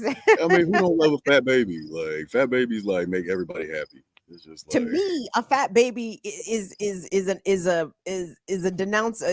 denotes health. Like the baby, like if the baby is fat, the baby is healthy, right? Like look at that fat baby, got all that fat on it. Yes, that's a healthy baby. Yeah, keep eating. Let him eat. Let him be bow-legged. He'll be all right. It'll straighten. That shit'll straighten out. Like I definitely started off bow-legged, so like, it was it was fine though. Like I didn't know it was a thing until a certain age. I was just like, damn. My grandmother was like, yeah, they let you walk too soon and you was too heavy. I'm like, damn, grandma, just say some shit. We body shaming toddlers out here, grandma. What's going on? I mean, she told me when I was like 12. She was like, that's why you bow-legged now. She was like, they let you walk too soon when you was too chubby. I was like, damn, okay. But I got right now I got a 2-year-old German Shepherd named Appa. So he's 2, but this motherfucker is huge. Like I'm 5'11" and a half or whatever. But when I'm standing, when he's just doing sit, his head is like just about at my hip. So he's a boy male. So how much does he weigh? 80? Like he about 100 right now. Hundo, that's a big dog. That nigga like a wolf. Shit. That's what I'm saying. He's big as shit. Like his head is as big as a person's. Like it's just weird. Like, and I'm like, man, this motherfucker does not stop eating. But he's sweet though. He's pretty good. But I had to rehouse a different dog because he wasn't getting along with the puppy, and then he stopped getting along with me. I'm like, man, what you mad at me for, man? Like. He was just acting out. Like he started acting out like, okay, well, I'm gonna start tearing shit up. I'm gonna start using the bathroom in the house. Like, like I'm like, nah, man, we don't do that here, man. Like, you a grown ass, like you a 7-year-old dog. Like, I know it's not incontinence. It's literally just like, I don't like that there's another dog here, and I'm just like, well, I'm sorry, I ain't getting rid of him. Like, he the one not acting up. Like, what you want me to do? Brat, being a brat out here, being a big old old brat. He got rehoused with a nice white family that lets him sit on the couch and lay in the bed and do whatever the hell he wants to. So he's fine. He's fine. Oh, well, that's good. See, I'm glad to hear those stories. So I love to see big dogs. I love to see big bully dogs win out here. I love to see you. I want nothing but greatness for the big dogs. I love big dogs. Oh yeah, and yeah, But, he makes it. Oh no, go ahead. Lewis King, I just looked at the damn time. It's 10:20. I'm about to say it's 10 o'clock. I'm about to say it's like 10:30. So like, I don't know what you got going on, but I don't want to hold you. Like, I'm hungry. I've That's been what I got waiting. going I've been waiting on. to light this up. I'm about to say I've been waiting to light this up. I got dinner. Oh, dude, you ain't gotta wait on my behalf, my guys. But I put Sure. mine down because I was in depth in the conversation. But I need to. Oh, I mean, I'm hungry now. It's time to eat. So I do need to get But something to no, eat too. it was so good. Thank you so much for calling in. Like everybody made my night, but hearing from you and seeing you and knowing that you're doing good out here and giving white folks the blues, that just made my night, Lu Kang. I appreciate you so much. I'm doing all right. Fucking pastime. Like it genuinely is one of my favorite. It might be my favorite thing to do. What? Smoke It's pretty weed? high up there. Oh no, giving white people the blues. Oh yes. Oh No, yes. that's what I was like. That's what like it Weed is genuinely might be my favorite. That's what I'm saying. Like it might be my favorite pastime. Like if I could do something for a living, that's what I would do. Oh Just like man. sad. Listen, Just throw that shit on them and wait.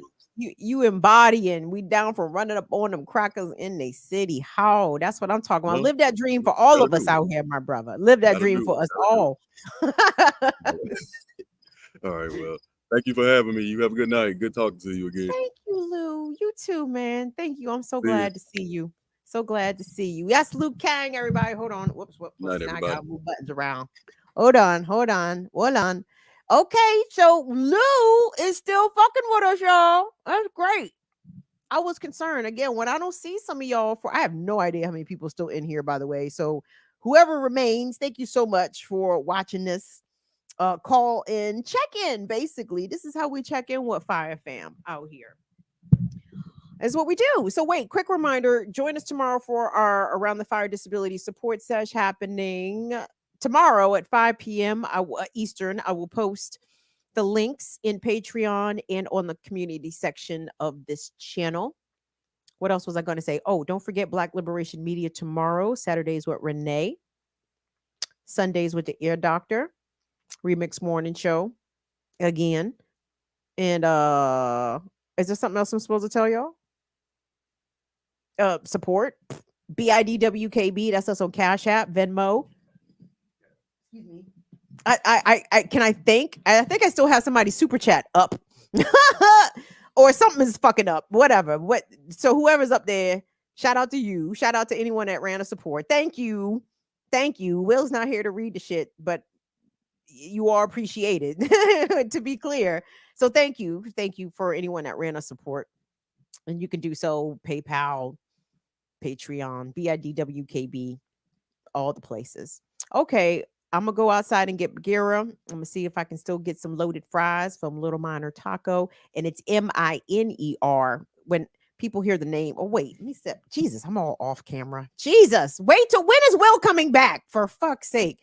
Little Minor, MINER, Little Minor Taco. They have really good tacos and loaded fries around here. But then they switch over to their late night menu at 10 o'clock. I don't be appreciating that shit because then they take my favorite shit off the menu. I don't be appreciating that shit. But anyway, thank you guys for all the things. Thanks you to all of our mods and thanks to all the folks. And we will see y'all back here on Tuesday. Again, we usually stand for workers' rights, but not in this case. We don't want Will to have no rights. Will does not have the right. He does not have the right to be abandoning us like this. We gonna work on taking Will's rights away.